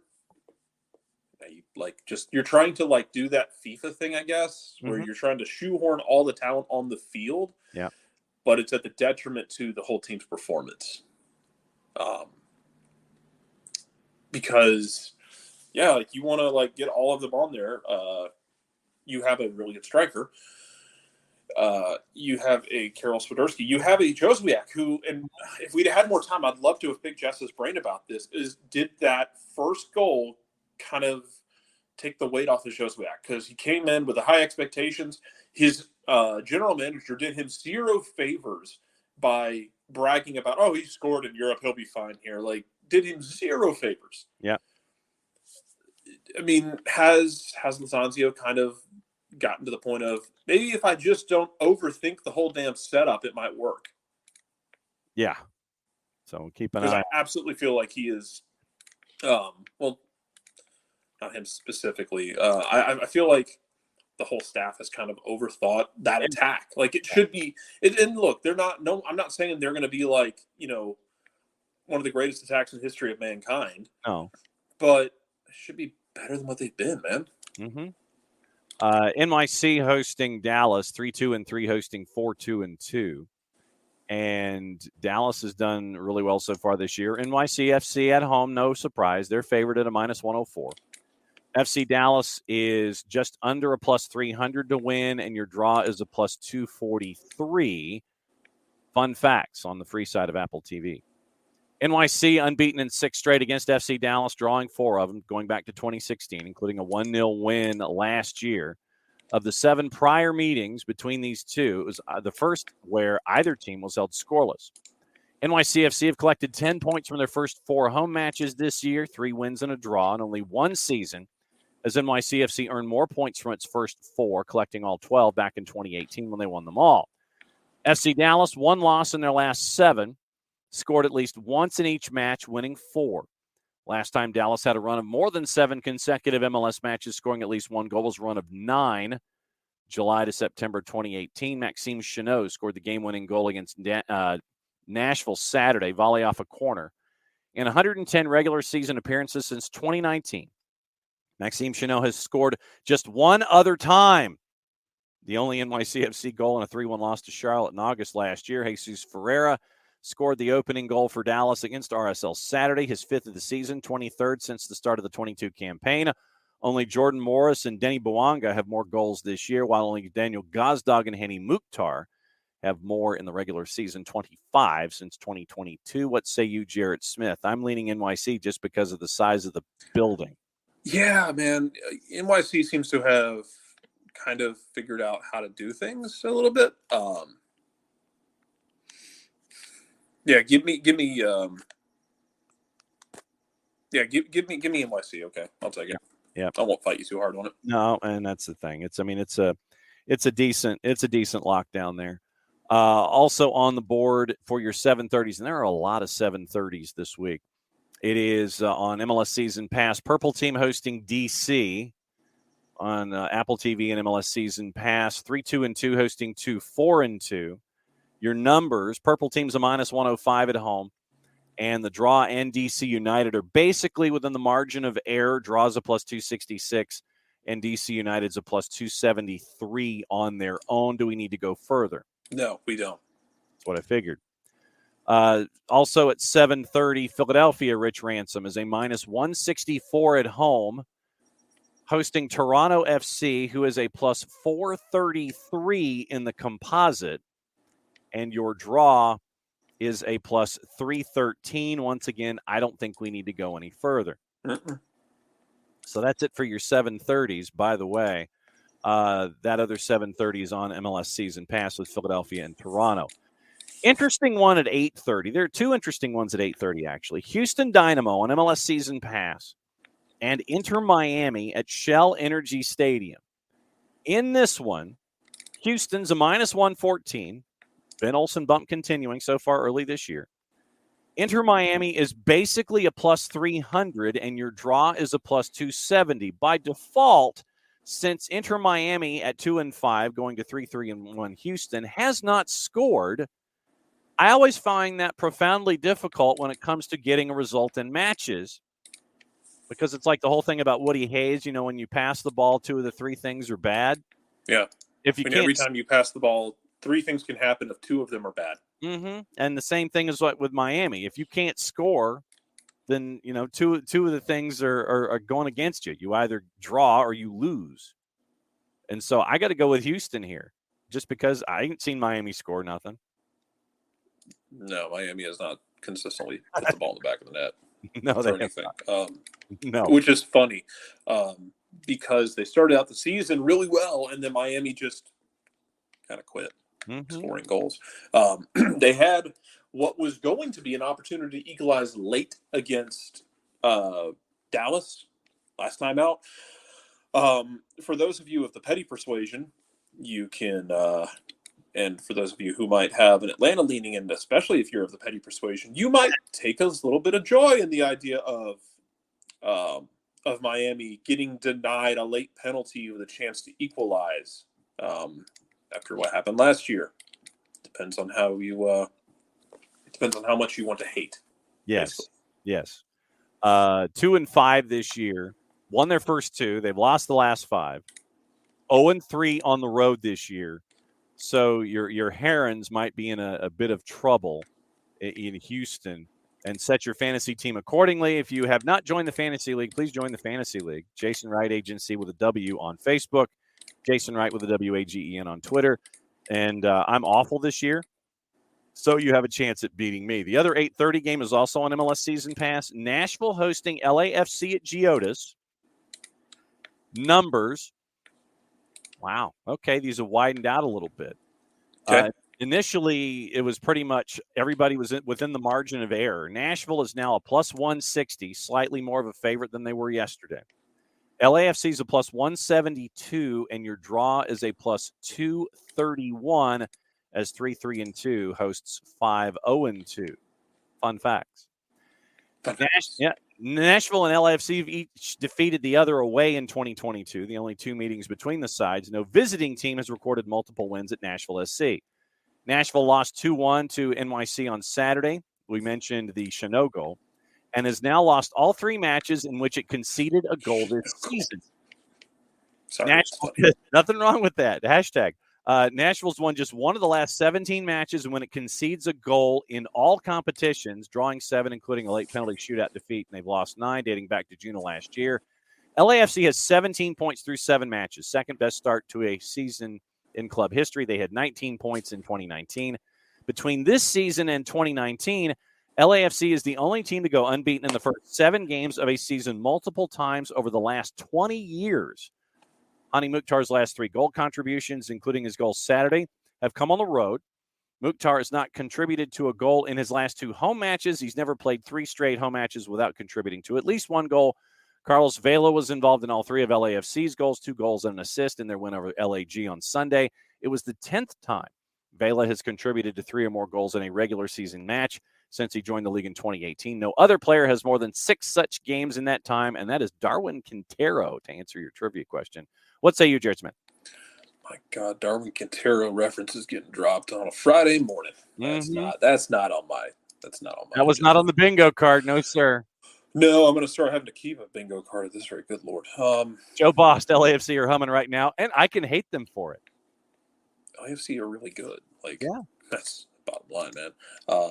LAFC are really, really good. And to Burns' point, do we start making Steve Cherundolo comments about the national team, or do we go in the direction that everyone else seems to be going in, which is, the Jesse Marsh, Jim Curtin direction? Yeah. How do you feel about it? Oh, that's a fun one. Jesse Marsh, Jim Curtin, Steve Cherundolo. It was good to catch up with Burn yesterday at River Ridge, by the way. He was there for the Sprayberry match. It was good to see awesome. How did that go, by the way? Sprayberry scored the first one. River Ridge scored the final 3 to win 3-1. They will host Riverwood next week. And on the girls' side, Roswell won 2-0. And Roswell goes to St. Pius in your 6A bracket. So there you go. This one, I got to go with LAFC. I really do. Until they figure out folks that can score goals other than Hani Mukhtar in Nashville. Assuming Bam is probably sleeping because it's middle of the damn night in Australia. Yes. My default here is to only pick against LAFC when they play San Jose. Yeah, that's the only time. True. It's the only time that you pick against them. Mm-hmm. So yeah, that's right. I mean, otherwise, my answer is my answer. That's all yes. you see. Rich has a point though, in that this is going to be really interesting to see what happens with LAFC and Philadelphia. How do they go for it? He's concerned that Philly's going to really go for it this week. Mm-hmm. With Champions League coming up. Yeah. So how much do you go for it? Exactly. But how much do you go? How much do you go in this one? So it will be fun to figure it out because you've got to project your schedule in a bunch of different ways. Multiple competitions will do that for you. Also on the board with your schedule, 9:30, Colorado and St. Louis. That was on the free side of Apple TV. This one is with your Prairie Dogs. And it is an interesting one with St. Louis on the road, which is different than St. Louis at home. Your current juice box numbers, the Rapids are favored at a plus 104. Your draws a plus 264. St. Louis City SC is a plus 247. Fun facts on the free side of Apple TV at 9:39 Eastern time. Since the beginning of the 2019 season, Rapids have won 3 of their 5 games against MLS expansion teams. Colorado was winless in 7 games against expansion teams between 2015 and 2018, losing 5. Rapids got the 2-2 road draw against Charlotte on a howler, marking the first time this season Colorado scored multiple goals in a single match. Entering the game, Colorado had failed to score 2 or more goals in any of its last 10 MLS matches, the team's longest such streak since a 12-game run back in 2015. St. Louis City is coming off a 5-1 win over Cincinnati, which was the team's 5th time scoring 3 or more goals in a match. St. Louis, the 3rd team in MLS history to have 5 games with at least 3 goals in their first 8 games of a season, along with Red Bull, 6 in 2018, and LAG, 5 in 1998. Michael Barrios scored in second half stoppage, if that's what you want to call it, to secure the draw against Charlotte, with all 11 of Barrios' goals for the Rapids having come in the second half of matches. Interesting. Of the 91 players with double-digit goals in MLS since the beginning of 2021, Barrios is the only one to have scored all his goals in one half, Edward Lewin and Kyle Hebert each scored their second goal of the season on Saturday, giving St. Louis 5 different players with multiple goals, the most such goal scores by any MLS team this season. What say you, Jared Smith? What were the numbers? Sorry. The numbers were the Rapids are favored at a plus 104.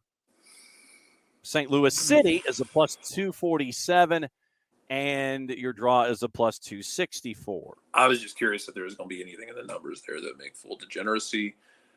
If I can get St. Louis as a positive number, like it's getting to the point now where you just kind of got to roll with St. Louis and what they are, even if it hurts your feelings. Mm-hmm. You don't like the way they play.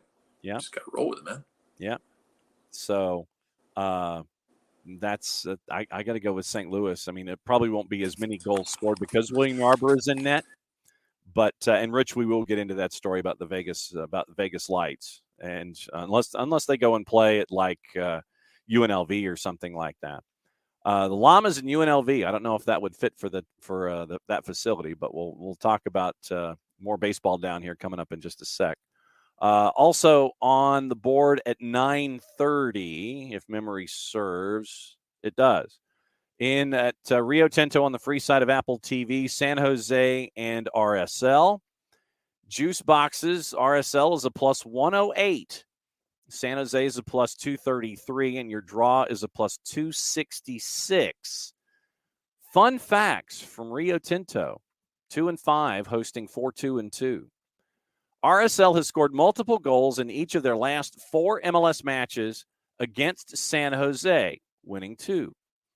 After only doing so 3 times in their previous 16 matches in the fixture in all comps.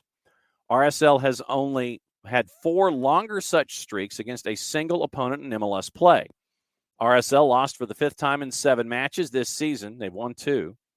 With a 2-1 road loss to FCD on Saturday, second time RSL has lost 5 of their first 7 matches of a season, also doing so in the club's second MLS campaign back in 2006. San Jose, the 3-0 win over Sporting on Saturday, the team's largest victory in MLS play since a 4-0 win over Austin FC October 20 of 2021. Also, the team's 3rd clean sheet in their last 6, the same amount it had in their previous 26 MLS matches combined. Justin Miram came off the bench to deliver an assist on Jefferson Savarino's goal in RSL's 2-1 loss to Dallas Saturday. Miram's 6th career assist as a reserve for RSL, tying in with Andy Williams and Sebastian Salcedo for most career assists as a sub in team history. And Jeremy Abobasi notched his first brace of the season, 5th multi-goal game since the beginning of last year. Only Hani Mukhtar and Jesus Ferreira with 6 each have more multi-goal games than Abobasi in MLS in that time. With your blue and black tinted lenses, Jarrett, what say you, Jared Smith? Well, the lenses stay on because San Jose is actually a good team. Mm-hmm. So San Jose. Also, Jeremy Abobasi is, now 7 years on from being drafted. Jeremy Abobasi is a real commodity. Mm-hmm. Who really fits nicely into what they do. Give me San Jose. Yeah, I mean that's what I got. I don't trust the Riot. Mm-hmm. So that's basically what I'm staring at too. I got to go with San Jose in that one. 2 at 10:30. LAG and Austin FC. And if I had a laugh track, I probably would have played it. I mean, it's just 2 teams that are just on the struggle bus. Yeah, I mean it's man. I tell you what. And then I said this about. It's funny. I said this about the Braves in 2020 when they blew a 3-1 lead in the NLCS to the Dodgers, and I argued that when they did that, like everyone, and I was proven very wrong by the universe, but everyone was like, "Oh man, they're young, they'll be fine, they'll be back." You never know when you're getting back. I despise that argument with every fiber of my soul, and I'll borrow a couple other people's soul in the process. There you go. I despise that argument because you never know if you're going to get back. You just don't. Weird things happen. You have injury luck. You have stupid luck. You have good luck. You have bad luck. You can't predict if you're ever going to get back. Now, the Braves did in 21 and won a World Series and magical. Jorge Soler hit a ball that triggered NORAD. Yes.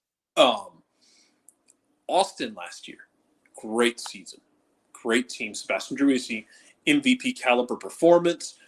Felt like Wolf was on his way to being one of the top young coaches, and being a guy that you're looking at in, hey man, in a couple of years, in a cycle or two, maybe we're looking at a guy who we need to look at for the national team. Maybe we're looking at a guy who might be looking at a move to Europe eventually for a manager. They lose in the Western Conference Final. Mm-hmm. What the hell happened? Yeah. Because you gotta, when you have that year, you better go win something big. Mm-hmm. You don't know. Even if you bring back a lot of what you had, you don't know that it's going to work the same way. Yeah. And that's what you're staring at when it comes to Austin. Big questions when it comes to Austin. And I'm scratching my head on this one. LAG favored with Austin on the road. LAG a minus 127, Austin north of plus 300 in the composite. Your draw is basically a plus 300 in that one. North of 300? Uh-huh. 30 plus 309. Yeah. Uh-huh. Yeah. That's a, I don't know. You ever seen a river runs through it? Bits and pieces. Okay, it's just fly fishing in the Montana River. Yeah, fly fishing and Tom Skerritt and everything. It's a really good movie. But it's just, I'm just like, this is fly fishing by the gamblers. Yes. They're sitting on the edge of, like, in Whitefish, Montana, just back and forth. Somebody take a bite, 300. Somebody will take a bite at plus 300. Yeah. I guess the argument is, do you believe that LAG is going to ride some sort of moral victory after what happened against LAFC? Or are they just that broken already and they got up for that game, but they kind of, broke the hyperdrive, so to speak? Mm-hmm. I'm inclined to agree with Joe. 1-1 draw. But you know what? Yeah. You could convince me that Austin doesn't even get that one, which is terrifying for Austin because scoring consistently hasn't been going great. And that's a team that already has Brad Stuver making an obscene number of saves constantly. Mm-hmm. He's been making saves standing on his head since he got there, way back in their expansion year. And it's a tough way to live life. And look, like we talk about this with Atlanta. If you're scared, get a dog. Yeah. If you're going to be a team that gets forward and attacks, you're going to leave yourself exposed at times. Now you can defend on the front foot and you can counter press like you see with Atlanta now. Or you can do like Frank de Boer did where, okay, we turned over. Okay, we're not going to counter press. We're going to scramble back and get into shape quickly and defend deeper. Mm-hmm. Now, it wasn't a bunker, but because they did want the ball and they wanted to build with it. Yeah. But they didn't counter press as much, and they didn't defend up the field as much. They got back and got into shape and stayed organized. But if you're going to be a team that really wants to get forward, you're going to leave yourself exposed. But if your team wants to really get forward and you're not scoring goals and you're still leaving yourself exposed, whoo, buddy. Yeah. Austin has yet to find somebody to pair with Driussi to put the ball in the back of the net. You're starting to get Chicharito back. But when you have players who invade refs' personal space in the VAR booth and get a red card, and it's a soap opera. I know we talked about soap opera. It is a telenovela. It really is with LAG. I don't even want to give it that. Like that, you can. That's fine. I don't even want to give it that much credit. It's a full-on soap. Yeah, it is. I mean, it's out of control. And Douglas Costa getting a red, I'm sure LAG fans are sitting and going, okay, fine. That's cool. That's great. Fine. Hey, man, that's addition by subtraction. Exactly. It's like Rafa Marquez getting a red. Yep, that's exactly it. That's what you're staring at with that one. How about I just not touch that one? We go to the other 10:30. Seattle and Minnesota. I think Seattle's going to be pissed. They're at a minus 164. Draws north of plus 300. Minnesota United to wins at a plus 451. Do I need to go any further? On the free Not really. On the free side of Apple TV on that one. Yeah, I think Seattle is just going to be madder than hell. Yeah. Yeah, it's not going to go well, I don't think. Seattle's about 9 kinds of pissed off right now. Yes. And when you're 9 kinds of pissed off, that's not necessarily something that you want to be. Getting into the match day announcer assignments before we get into Atlanta and Chicago. Tony Husband and Ross Smith are in Charlotte for Columbus and Charlotte. Kevin and Kendra are in Cincinnati for FC Cincinnati and Zombie Timbers. Blake Price, Greg Sutton are in Montreal for Montreal and Red Bull. Callum and Lori Lindsay are in New England for Revs and Sporting. Tyler Terrence, Devin Kerr, which I think is literally just one word now, in the Bronx for NYC and FC Dallas. Drake Cordero and Jamie Watson Jamie gets a home game. So Jamie gets a home game, and Drake Cordero comes up from Miami for Purple Team in D.C. Keith and Mo are in Philly. Belated happy birthday to Mo Adu. Keith and Mo are in Chester for Philly and Toronto. Krakauer and Lloyd Sam are in Houston for the Dynamo and the Herons.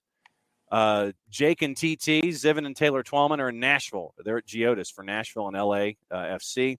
Chris Whittingham, Daniel Slayton are with the Prairie Dogs, and Colorado hosting St. Louis City SC. Max and Dunny are at Rio Tinto for the Quakes and RSL. Rogo and Heath Pierce, Mark Rogandino, they are in at Dignity Health Sports Park. So Rogo got a home game as he goes to Carson for the Austin FC match. Adrian Healy and American legend Kobe Jones are in Seattle for Seattle and Loons. And Steve Cangelosi and Danny Higginbotham. So the Kanji man and Danny Higginbotham have the 4:30 call on the season pass side of things for Atlanta United and for Chicago. In this one, it's free TV. It's on the free side of Apple TV and FS1, which means that it gets the super hyper mega pregame show. 4:55 kick is 4-1-3 is hosting 2-1-4 fun facts. Meetings between Atlanta and Chicago have been dominated by the home team. Hosts have won 9 of the 11. Atlanta's won all 5 of their home league matches against the Fire, scoring at least twice in each match. After opening the season with 3 wins in their first 4 matches, Atlanta's just won 1 of its last 4, drawing 2, though that win came in their only home match in this time. 5 Stripes have lost just 1 of their last 8 home matches, winning 5, including taking 10 points from 4 home matches this year. For the second straight season, the Fire have 10 points and have lost just 1 of their first 7. Victory over Atlanta would give the Fire 13 points through 8 matches, which would be their most at this stage since 2008 when they had 16. Yorgos Giacomakis, fun fact. One of 7 players to score in each of his first 4 MLS starts, including the second to do so this season after Houston's Bassi. Only player in league history to score in each of his first 5 MLS starts is who, Jarrett? I believe that's Taylor Twellman. In his first 6, as a matter of fact, back in 2002. And Atlanta Did he yell his monologue after each goal too? I'm sure he did.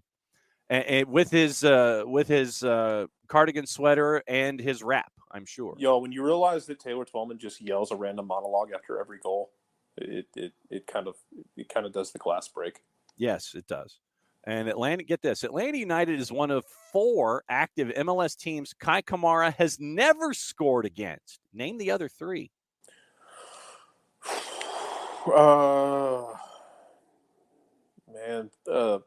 St. Louis. Mm-hmm. Give me Cincinnati. You scored against Cincinnati, but you're on the right. You're on the right path, shall we say? Austin. That's 2. What's a third? Since you're on the right path with St. Louis City and Austin, that's the path you need to take. Charlotte. There it is. Atlanta. Yeah, it has to be. He's been playing. He's been playing for so damn long. It's kind of hard to imagine him not scoring against a blue blood. I was gonna laugh my ass off if one of the answers was Chivas, but come on, man. When Chivas was in the league, everybody scored against Chivas. That is true. Just ask Brad Gazan. Sadly, Atlanta, Austin, Charlotte, St. Louis City, SC. Kamara has scored against 26 different MLS opponents, tied for the most in league history with whom? Wando. Ola Kamara. Ola Kamara. Good God. how did wait a minute? How you going to sit here and tell me that Wando didn't score against everybody and their mother and their second cousin twice removed? Well, yeah, because there were less teams when Wando played in the league too. Not my fault that Wando played with Tungsten Arm O'Doyle. Yeah, so there you go. 455 kick. Nagelsmann is out of the Chelsea hunt now, according to Fabrizio Romano. This was what we were talking about in the first half hour. Who wants that smoke? Who wants that right now? Brendan Rodgers. Yeah, probably. You take the paycheck. You take the no cut, 5-year deal, pay the man, and put up with the headaches. That's what it would be. Jim Curtin, Chelsea manager. Oh, that'd be fantastic. So that's your fun facts in this one. Your juice boxes. Atlanta United is a minus 156 at home. Your draw is a plus 309 in the composite. And Chicago, it's come down a little bit. It was north of plus 400 yesterday, and it is now at a plus 391 in the composite. So that's what you're staring at with Atlanta and Chicago. When it comes to this particular matchup, Jared Smith, what you staring at? Again, I want to see if you can kind of knock Chicago off their beam a bit, like Philly did. And you're not going to do it in the same way that Philly did, obviously. But if you can kind of knock them off their beam and see if you can kind of rattle them a bit. I want to see if that's something they're able to do. Mm-hmm. Like I said, Atlanta's had good luck against Chicago in the past. I believe last year they got. I believe that was Ronaldo Cisneros' hat trick. I believe that's correct, sir. Yes.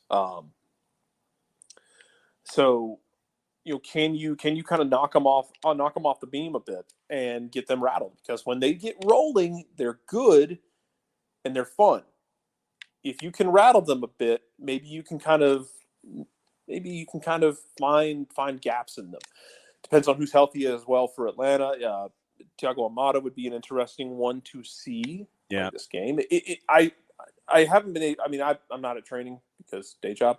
Yes. Unfortunately, I would love to be every day, but kind of got the feeling in the way they described, in the way, for instance, Doug Robertson described him being out for the last game in Toronto, that if it were a playoff game, he could have gone. Yeah. And that they are being they're being very careful with him. Napoli wants to allegedly pay $40 million. Yeah, but you still got to play. He picked up a knock. We're not going to rush him back. Let him rest up. We'll be fine against Toronto. And ultimately, you were fine against Toronto. Yeah. You spit the bit with 30 seconds left. That wasn't Thiago Almada's fault. No. The rest of your team, up until the last 30 seconds, was doing the job. That being said, do we see Yorgos Sakamakis? Do they treat him the same way as hey man, you might not play, or you might be limited to 20, 30 minutes, depending on what your health is. And I believe Doug said he's practicing with the team today. That is true. Don't know if we see him. Don't know how you mix it up. Is it Machope Chol up top? Does Machope give you 60 and Gigi give you 30? I mean, or 45 and 45. Well, that's the thing is it Machope, or do you go Miguel Berry and split Berry and Chope and go about it that way? And ask Miguel Berry, who's done a lot. He does not have a goal, has not really had anything to pay off his work, and really feels like he hasn't even had many chances, whether that's, his lack of being in the right place, right time, or what. I have no clue if that's the case, because I haven't watched him that closely, admittedly. Mm-hmm. Does he, do you go with one of those guys? And then I don't know, but I think you got to go with guys who are going to be able to provide that pressure to try and knock Chicago off their block a bit. Yeah. And so that's what you're staring at with Atlanta United in this one, and looking forward to it. I'm looking forward to this one. I know nothing beats home cooking, because the number that we keep floating around last year, only 2 of every 7 matches were won by the road team in Major League Soccer. And it's tough, man. It's tough to win in this league, because it's always fun to talk about it's always fun to talk about comparing it to Europe because, I mean, what's Atlanta and Toronto like? It's over 1,000 miles, yeah. Well, let's see. So if we did the Google Maps, you know, you're getting me doing Google Maps here. I mean, it's a 2.5-hour flight, but at the same time, you've got customs and you've got entering the country and all these kinds of things that you've got to do. So, BMO Field, 926 miles by car. And that's so it's going to be less than that because it's not shortest distance between a straight line. It's not as the crow Right. flies. 926 miles by car. 926 miles for Europe. That's a haul, man. That's a. Well, I can't believe we have to travel that far for an away game for Champions League. God, that's going to be tough, man. That's called Saturday game I was week. going to say that's Tuesday. Yeah. So it's tough to travel, and then you might have to go West Coast. Chicago had to play a really tough game against Philly, and then come down here, and then thankfully for Atlanta, they play, and then they're able to kind of rest up. They've got the midweek game, but it's at home against Memphis. Mm-hmm. You don't have to do a ton of travel. You're kind of spared that hellfire. Yes, which is great. I don't know who's going to be. I don't know how who's going to be available because you have to factor in that Wednesday game as well. Yeah, you do. Because how much rotation do you have, and how much of the younger guys are attached to it? Well, that's a great question. Because it's bad. It's enough that you have. It's enough that you have a history already in valuing the Open Cup. Atlanta has valued the Open Cup since year one. Yep. 2017 is weird. You go down, you lose to Miami. Ish happens. Yes. That's the Harrison Heath game where Atlanta legend Quadro Poku scored in the dying embers of the match. It's a weird ass game, dude. Mm-hmm. Then you lose in 2018 to Chicago, actually at home. It's one of the oldest. Chicago actually beat you at home in that Open Cup match. Scored an early goal, and Atlanta wasn't able to find anything. Right. 2019, you win the cup, but Atlanta's taking it seriously. Mm-hmm.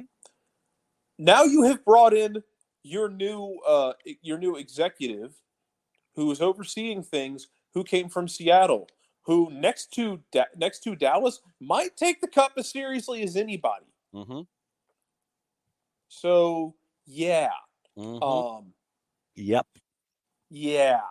Uh-huh. I want to see how they balance this because they'll play the kids one of these games. Now it might be Wednesday where you end up with it might be Noah Cobb on the back line and, a Johnny Fortune playing in the middle. Yeah.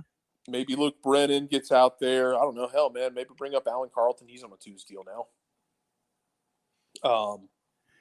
And that you could do a lot there, but how much do you rest guys? Go ahead. And that also brings the context of Saturday's match at the Fraction into this. Yeah. Because you have Atlanta United 2 on the SDH network, subtle plug, going up against Chicago Fire FC 2 Saturday. First team against Chicago Fire Sunday. Open Cup, Kennesaw, midweek. Against a Memphis team that, has not been good to start the year. They've struggled. Yeah. They got a point against Las Vegas last time out. Bill Hamid has not been it so far. No. But they're playing with a chip on their shoulder. Stephen Glass, managed Atlanta United 2, was the interim here in Atlanta. That roster also has a lot of former Atlanta players who are going to want to, make a point of being able to play at the next level. And they're going to want to go out there and make a statement against the team they were at previously. Yeah. You've got Laurent Kissidou. You've got Philip Goodrum. And Luis Fernando that's attached to this as well. So, I mean, there are and I'm sitting here and I'm scanning their sheet, just making sure I don't miss anybody. So, let's see, keepers. They have 4 keepers, by the way. And I agree, Joe. For Barry, it hasn't really fit yet for Atlanta. I think he does a lot of hard work, but as far as the productivity, it hasn't been there yet. And this question got asked early in the week of, with a guy like Miguel Berry, is it a matter of, is he the guy who was tearing it up for Columbus? Is he the guy who really struggled for DC, or is it kind of in between? Yeah. So, I mean, that's what you're staring at. And, but yeah, so right now for Memphis 901, it is those three guys. It is Laurent Kissy, Luis Fernando, Philip Goodrum. So that's what, and Stephen Glass. So that's what you're staring at with Memphis 901 coming to town midweek. So you have all of this.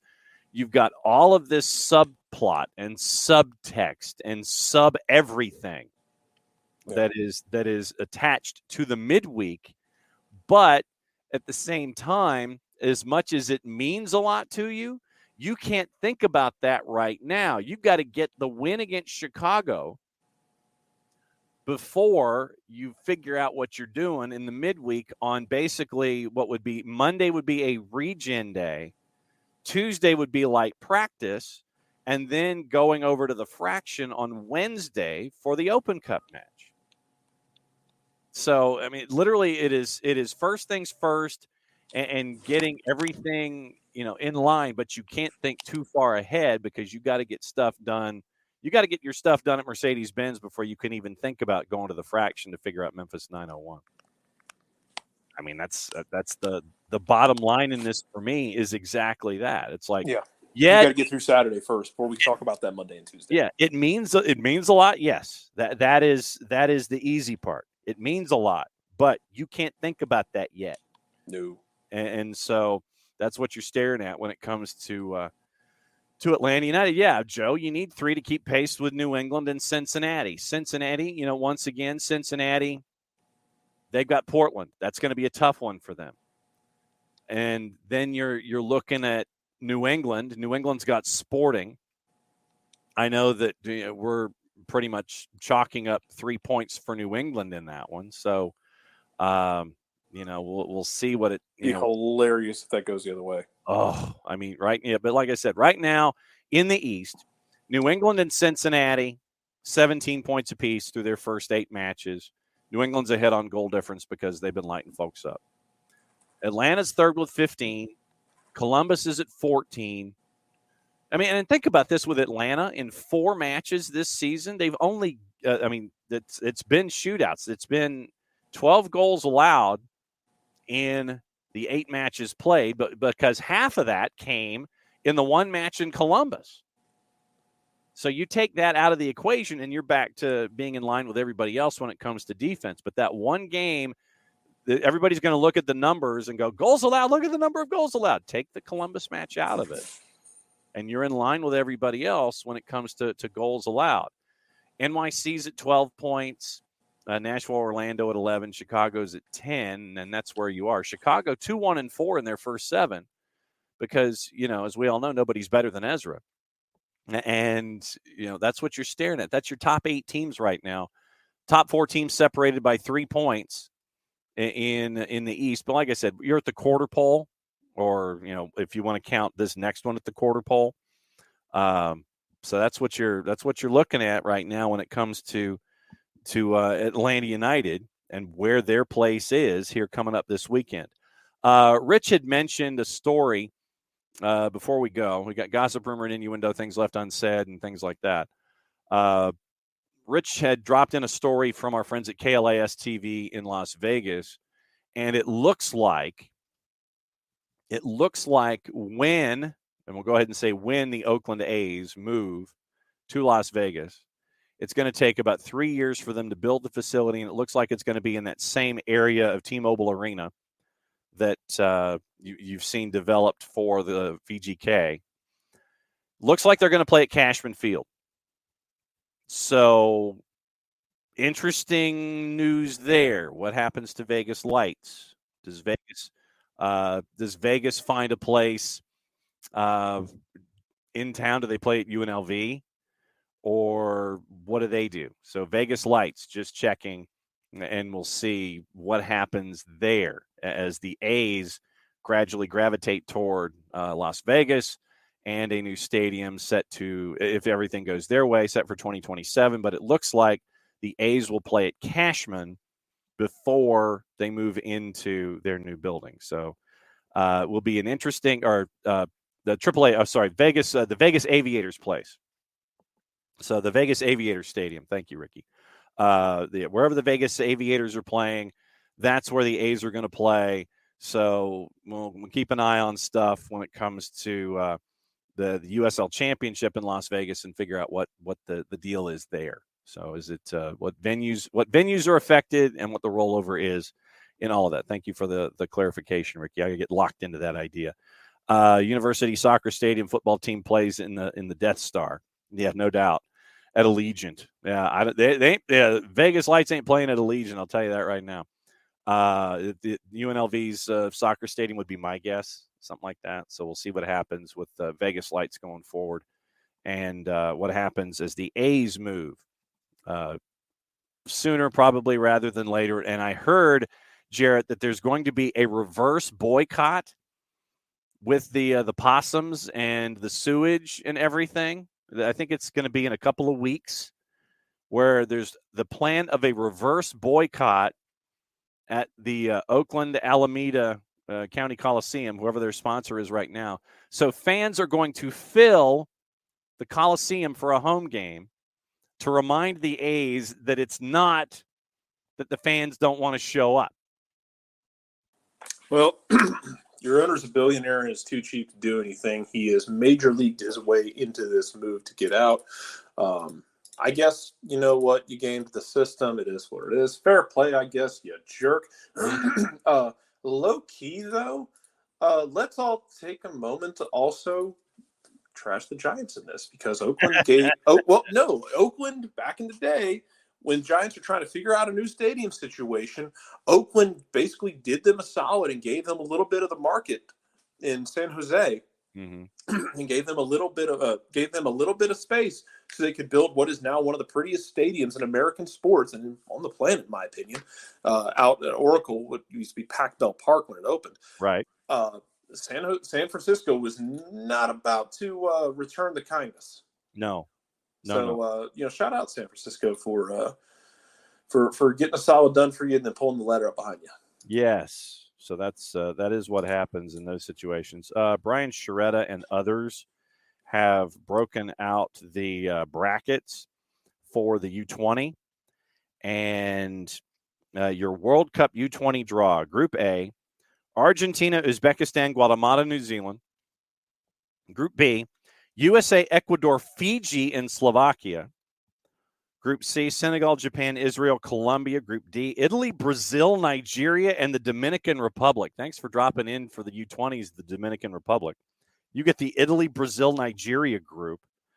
Group E, Uruguay, Iraq, England, and Tunisia. And Group F is France, South Korea, Gambia, and Honduras. So Group B for the U20s, the USA gets Ecuador, Fiji, and Slovakia. And it is Group D, Italy, Brazil, Nigeria, and the Dominican Republic. And yeah, Ricky, Oakland Roots, they've optioned some land, if I'm not mistaken, and we've reached out to the Roots to see if we can catch up with somebody on their end to find out about their plans in that area and what they're looking for. I think it was a 10-year lease agreement to bring the Roots in. And the thing is that the way things are currently structured, because of the USL and US standards, I don't think they can play at Laney anymore. And so that's why they've had to go to CSU East Bay this year. So they're trying to find a new home. And so that's why they made the announcement yesterday, Oakland Roots, about optioning land for Roots and Soul going to be playing in Oakland if they can. And it's probably going to be like a modular stadium kind of deal. So it looks like the Roots and the Soul and Project 510, they're probably going to be playing at a modular stadium in Oakland. And so we'll figure that out. Rich, with Vegas, biggest stadium issue is still Sam Boyd. UNLV owns it but hasn't demolished it, and it can't, mainly because of a 10-year no-compete with the Raiders. Yikes. That sounds like so much fun. So, yeah. I mean, but UNLV will find ways around it. The Las Vegas government and the state of Nevada will find ways around it to do things. Have as many things there as humanly possible to bring folks to Las Vegas to play.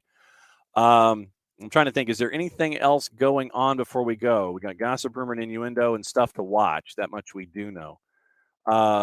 Gossip. PSG, let's see. Pochettino's held talks with Chelsea. Chelsea planning a player clear out before June 30 to stay within FFP. Manchester United's David De Gea on the verge of agreeing to a new contract, according to Forbes. I don't know if that changes after what happened yesterday or not. United are leading the race to sign Atalanta's Rasmus Højlund. Barca finalizing an offer to present to PSG for the return to Lionel Messi. How are you going to pay for him? Villa renewed their interest in Emile Smith-Rowe over at Arsenal. Villarreal set to offer Spain defender Pau Torres a new contract with Villa, plotting a move. Manchester City keen on signing Mateo Kovacic, despite wanting to stay in the race for Jude Bellingham. Manchester City's top players will earn more than £2 million in bonuses if they win the treble. That's from the four-letter paper. Take the information at your own peril. PSG likely to sign Kefren Turam or Siko Fofana as an alternative to Bellingham. So they would be going either to Nice or Lens and taking folks from inside Ligue 1. Crystal Palace, Wolves, Burnley, Sheffield United, all interested in defender Matt Doherty after his unsuccessful spell at Atletico Madrid. Newcastle ready to cash in on Alan Saint-Maximin in the offseason. Majority owners also in talks over the purchase of KV Oostende as a partner club in Belgium. Manchester United, Newcastle, Wolves, Arsenal, West Ham, Palace, all keeping tabs on Bayern Munich's fullback Nusser Mazraoui. Mazraoui's open to leaving Bayern if he doesn't get more first-team football. And England defender Chris Smalling's in the final stage of negotiations with Roma to extend his stay until June of 2025. If you missed it, there is an article with a friend of the network, Darren Van Tassel, and on soccer parents powering the rise of South Georgia Tormenta. Arla Moore Bloom wrote an article, Q&A with Darren, about the rise of South Georgia Tormenta. So we have and I've just posted the link in the Twitch pitch. So go to socceramerica.com. It's a great article, and it's always great to catch up with Darren and see how things are continuing to grow. You know, we're a month away from the beginning of the USLW season, so obviously we got to catch up with that as we go. Once again, remember, Tormenta, USLW reigning champs. No, Utah Jazz does not make sense. New Orleans Jazz did. There are nicknames that just definitely do not make sense. So we had all that going on. Also on the board, Arizona Cardinals doesn't make sense. Yeah, Joe, good to see you, my friend. As always, it's great to have you guys here. Also, stuff to watch Friday, Ligue 1, 3 o'clock on BN, Angers and PSG. Simulcast in the BN Espanol. Go to Fanatis, fntz.co/soccer down here. If you want places like Fanatis, Teisei, Gold TV, For the Fans, all those networks, you can get them all in one place. It helps out the show. It helps out Fanatis, fntz.co/soccer down here. Arsenal and Southampton, your Friday night football. That's at 3 o'clock. Espanyol and Cadiz is at 3 on ESPN Deportes. Gold TV has the Portuguese premiere at 3:15 and the Ecuadorian premiere at 8 with Guayaquil City and Delfín. Universo simulcasting your Premier League. Season Pass has Next Pro tonight at 7 and 8:30. Revs 2, Red Bulls 2, North Texas SC Real Monarchs. ESPN Plus, Bundesliga at 2:20. Bundesliga B. Rich mentioned that matchup at Bundesliga B. Espanyol and Cadiz is at 3. League 1, 2 matchups. Knoxville hosting Tormenta at Regal. North Carolina FC hosting Chattanooga at 7. Hellas Verona Bologna is on Paramount Plus at 2:45. Also on Saturday, quickly, BN Ligue 1, 11 and 3, Ligue 2 at 9 a.m. FS2, the Canadian Premier League, Valor and Atletico Ottawa at 7, doubleheader on the USA Network. Fulham leads Liverpool and Forest. Everything else is on Peacock. I'm a goal rush guy myself. I've developed into that. Ligue 1 and Ligue 2 simulcast on BN and Espanol. Deportes, ESPN Deportes has your quadruple header in the Liga Santander, 8, 10, 15, 12:30, and 3. Fox Deportes at 10 o'clock has the Honduran Liga, Antigua and Celaju. Guadalajara and Cruz Azul is at 9 o'clock. Sábado Futboleros on 2 to NA at 7 and 11. Pachuca, Atlético San Luis, America, and Pumas. Universo simulcasting your matches in both the Premier League and in Liga MX. Liga MX at 11 o'clock, America and Pumas. All the matches on MLS Season Pass and Apple TV in one manner, way, shape, or form. 5 of them are on free. The others are on Season Pass. Golazo Network has your semifinals in a Champions League on Saturday and Sunday morning, 7:30. Saturday morning, Chelsea-Barcelona, Hearts and Ross County, 7:30 on the Premiership. MLSNextPro.com has Atlanta United 2, Chicago Fire 2 at 7:30. And Bundesliga, 5 matches on ESPN Plus, 4 of them at 9:20. Borussia Dortmund, Eintracht Frankfurt at 12:20. FA Cup semi at 11:40. It is Manchester City, Sheffield United. The second semi is on Sunday. League Championship, 10 and 12:30. 5 matches in the Liga Santander, 1 Las Palmas Levante. USL Championship, you've got 8 matches on Saturday, 2 more in USL League One. Fox Soccer Plus has Serie B and the CPL. NextPro.com, once again, has Atlanta United 2, Chicago Fire 2. Paramount Plus has a boatload of everything. And I mean a boatload of everything. 5 matches in the Argentine Primera, 4 in the Brasileiro, 3 in Serie A, 4 in the National Women's Soccer League with the Challenge Cup. Peacock has the other 3 matches in the Premier League at 10 and Liga MX at 9 p.m. And then there's Sunday. So that's another week of soccer down here. Yeah, Browns kept their name after leaving and coming back. And we're still working on the chocolate matzo crack, by the way, Abby. It's amazing stuff.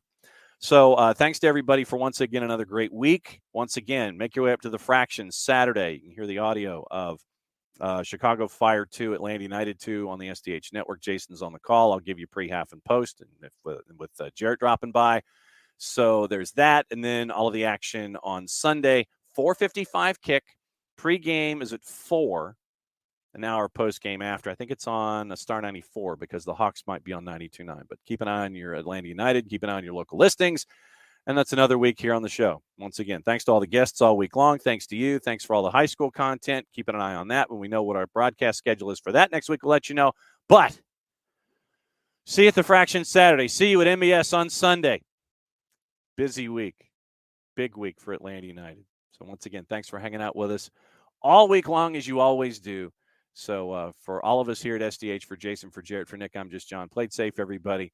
Mucha plats, y'all. And since it's the end of the show, it means I get to do this. We'll see you at Kennesaw tomorrow.